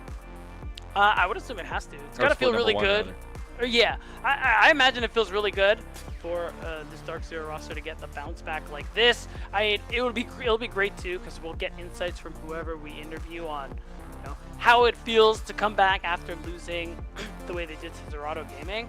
But you got to imagine it is a big confidence booster, which is going to be really important because every series going forward is, well, it's a do or die situation. Still do or die, yeah. Yeah, and that's not going to change until grand finals. So have fun.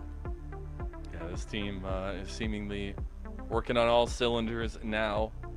Stark contrast to that series against Toronto Gaming. I feel like much more back to their typical selves in a lot of ways. And this is a organization who, you know, has a lot of pedigree in, you know, Maryville University, which now Dark Zero, after all the different name changes, this at least roster has put a lot of effort into making this work, right? All the changes coming into like a massive split where it's literally like an LTA North slot on the line. There's so much pressure, and to still be able to perform like they do, even with a lot of the changes across the roster, I think that's really important to highlight.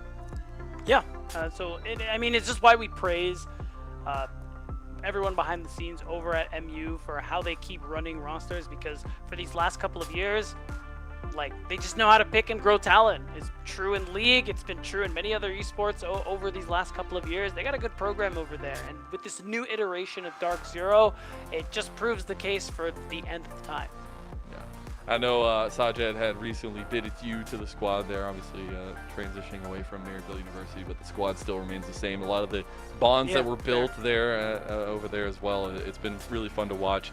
And I do wonder who we're going to end up giving this MVP to. I think it's important. We're going to be getting to the interview first and foremost, and we get to talk to the man himself, Kizno in the jungle. Let's go ahead and bring him on and talk a little bit about this lower bracket run. Kizno, my man, you guys handled business, and it was devastating. 3-0 sweep over Winthrop University.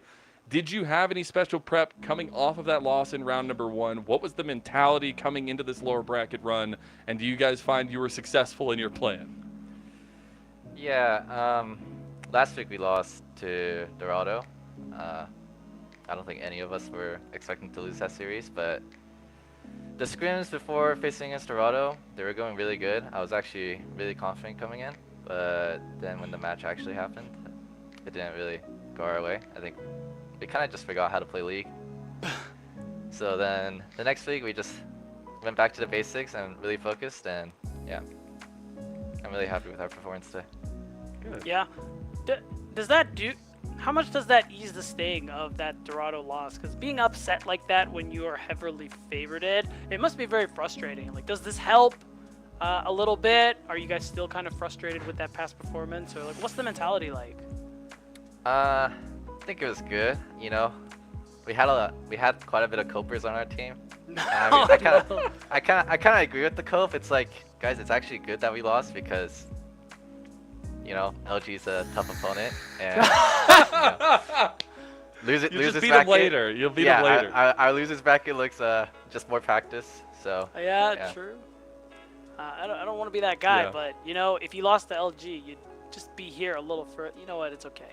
yeah. I rate it. I rate it. I gotta ask you though, Kizno, you yourself, I mean, you had a master class in jungle. I want to ask about the connection between you and Psycho because it was extremely present throughout this entire series. How has it been like working with him? Do you appreciate kind of the vocalness of him? I know he's a big talker, but are you guys really that kind of shot calling potential for the squad? I feel like it's just everyone on the team is pretty Yeah, good at shot calling. that's what we've heard before. I like it. So me and Ryan just grouping up. I feel like this is more of a new thing. We were really struggling sticking together, like even like 2 weeks ago. But I think now we really nailed it. So yeah, I mean, yeah. He's also good at calming. Like if I think like the fight is like kind of not winning, and then I just hear him scream like, I'm going. It just like, you know, makes some confidence to just go in. That's my goat. So, yeah. So, you talked about how you guys, after that loss, went back to basics. Clearly, you guys succeeded very nicely today with this 3-0 victory. But does that mean you guys are going to be, if you can say, are you guys going to be keeping it simple, keeping it basic, going forward throughout the playoffs, or are you going to try and build on what you guys did today? I think there's still quite a bit we could have done with our game, but that's like the next step that we're trying to reach, and it's kind of been a struggle, but we're slowly getting there. So hopefully by the end of the playoffs, if we're still in, we can really get it done. Hey, the lower bracket run looks good on you guys. I gotta give you a chance before we give shout outs to send out a message to any of the future lower bracket opponents. You're gonna be facing the upper bracket. You might, look at the rematches and things like that. Do you have a message to anybody you're gonna be facing in that lower bracket to maybe scare them? Nah, not really, no. Nah? Damn. Calm, cool. All right. You said let the gameplay speak for itself. Yeah, why not? I mean, it does. I got to give you a chance to give some shout outs here. Anybody want to talk about it? Anybody want to shout out? Shout out my team.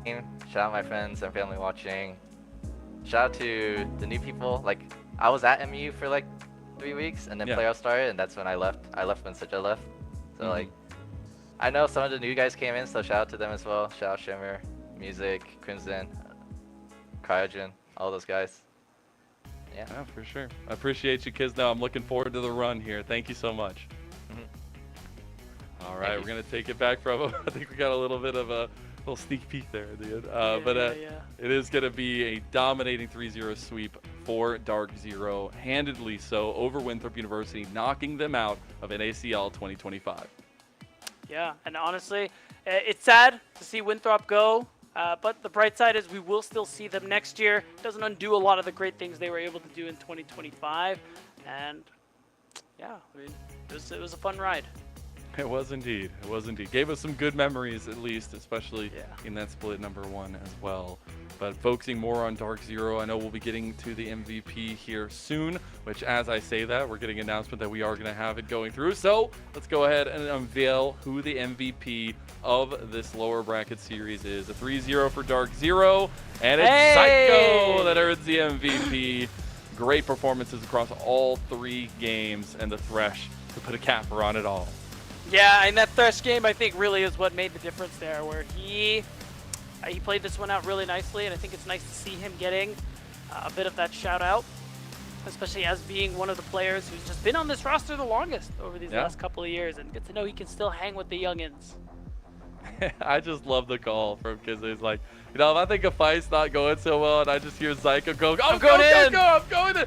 I need some voice comms of that. I want to get that in a piece of content. It sounds hilarious. And nothing will beat Philip. True. we're missing those moments for sure. But a great deserved MVP. Again, a holistic performance from Dark Zero across the day. Yeah, absolutely. And again, it's just that return to form, back to the basics, as Kizno was describing to us in this interview. It will be interesting to see if they will be able to build on that, because, you know, even with the cope, that lower bracket's going to be a little easier. At some point, they're going to have to face somebody difficult. So let's hope they can build on what they did today. The first one, and that could be, you know, that big legendary match between them and Supernova. We could see some crazy things happen in the second round of the upper bracket. That's all to be decided. But a great series, a great redemption moment from Dark Zero will lead them on that trail following Supernova in that lower bracket. Let's go ahead and take a look at the bracket itself here and see how it pans out. As we do see the first round done, we have our first 2 teams eliminated for the run for that promotion slot to the LTA North. That's right. We say goodbye to Citadel Gaming and Winthrop University as their year has ended, but there are still plenty of other teams here in this bracket who are going to be fighting for those top 2 spots to be the Split 2 champion and, of course, take DSG spot in the LTA North. So still plenty of things to fight for, plenty of things to watch for. Is indeed. We got some big matchups coming up as well tomorrow. We are unfortunately saying goodbye to best of 5s for just a day. All right, just one more day. One more day. Stick with us. One more day at best of 3s. They're important ones though, because with this win, it would put you 1 best of 5 away from qualifying for that promotion to LTA North. And it's some names that we did not expect to see there already. Blue Otter versus Conviction, and Dorado Gaming versus the machine that is Luminosity Gaming. Yeah, tell you what, after Blue Otter's upset, I think the NACL God said, how about another one?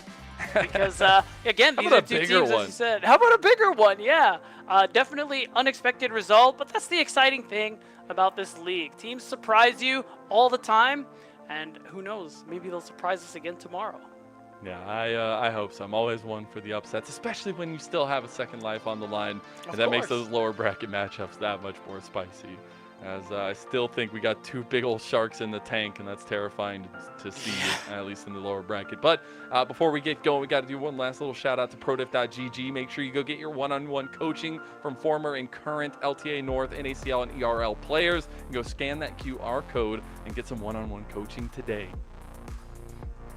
That's right. And Lennon, we have so much time with the series ending early. Maybe we should go get some one-on-one coaching. I know, right? I think. What else are we gonna do with our day? Like, I want to get better at League of Legends. you know. I heard they don't do ARAM coaching though. It made me really sad. Very true. And if you missed any of that action, make sure you go check out our socials. It'll be scrolling in the top left of your screen. You can get a little bit of a breakdown of how these series have played out, the upsets from the week 1 of playoffs, and now doing due diligence from some of our top teams in the lower bracket. Again, tomorrow we'll be back with 2 best of 3s, so potentially a little bit of a longer day, no best of 5s to bog us down, but still some very important ones. Do you have any big takeaways for the audience before tomorrow, Beat? Before tomorrow, I'm really excited for the LG Dorado match. We'll see Actually, also for the Blue Otter, I'm excited for both of those matches. I think you hope should so. come watch them, even if they're not best of fives. Not just because I'm casting them, but because they will be fun. It's definitely because you're casting. Come on. No. There's a lot of different focuses for those matchups tomorrow. I think you can look a lot to the round 1 performance and see some positive things from all sides. I'm very excited to see what we get and see who will be next up in the shark pit of the lower bracket there. But that is going to be it for us today. It was a pleasure to get to cover these games, the best of 5s that have not gone the distance just yet, but hopefully we're saving it for the last runs. We'll see who can crown themselves the champions of NACL Split 2 just in a couple weeks. And we'll see you there. More tomorrow, same time, same place, 2 best of 3s, and we'll see you on Summer's Rift. Next soul is going to be Dark Zeros. Wilson goes in for one last desperate engage, does end up picking Psycho. Here comes Dark Zero, though. They are surrounding them like the sharks they are in the lower bracket. Toasty just waiting to find his moment. Wilson gets an engage on the Sajid. Sajid's getting low. Sajid's not going to go down. Sajid, that step up from the AD carry is felt across the board. It's going to be Dark. You're getting ran down now. Psycho goes a little bit ham. They end up getting the kill at the end, but Psycho's going to die because of it. There is the curtain call popped. It's going to be Sajid trying to dodge out of this one. He's going to get hit by 2. Does dodge the 4th shot. Wilson going for the flash. Shockwave. He gets the kill. No, it is going to be the kill going to shut down to Sword, but he ends up trading his life for it. Meanwhile, another charm not going to connect, but the TP coming in. Denethor says, I'm tired of seeing you make this happen against my team. He wants to give some support here, but Kizno, he just lost his support. He's going to try to get away with the Krugs here. He might just make the great escape. He's healing up a decent amount. Nobody's coming to save him. He's going to turn back on a Sword. This Baron gets taken unencumbered and only 35. Oh, mobility wants it. He is transcended. He doesn't have any mana left, though. Going to stay for the redemption. And K, he's been healing up. The Baron is now gone. And Dark Zero, they have those dirty purple caves, those deadly purple caves as now. So he's just getting ran down. Sword is going to be left to the wolves, and that wolf is Kizno. Goes 5-0 and 8 on the Xin Zhao, and it's a holistic team effort from Dark Zero once again. And only 35. He almost has the ult back. Disappointing loss, and they look like the angry shark we set them up to be here in the lower bracket.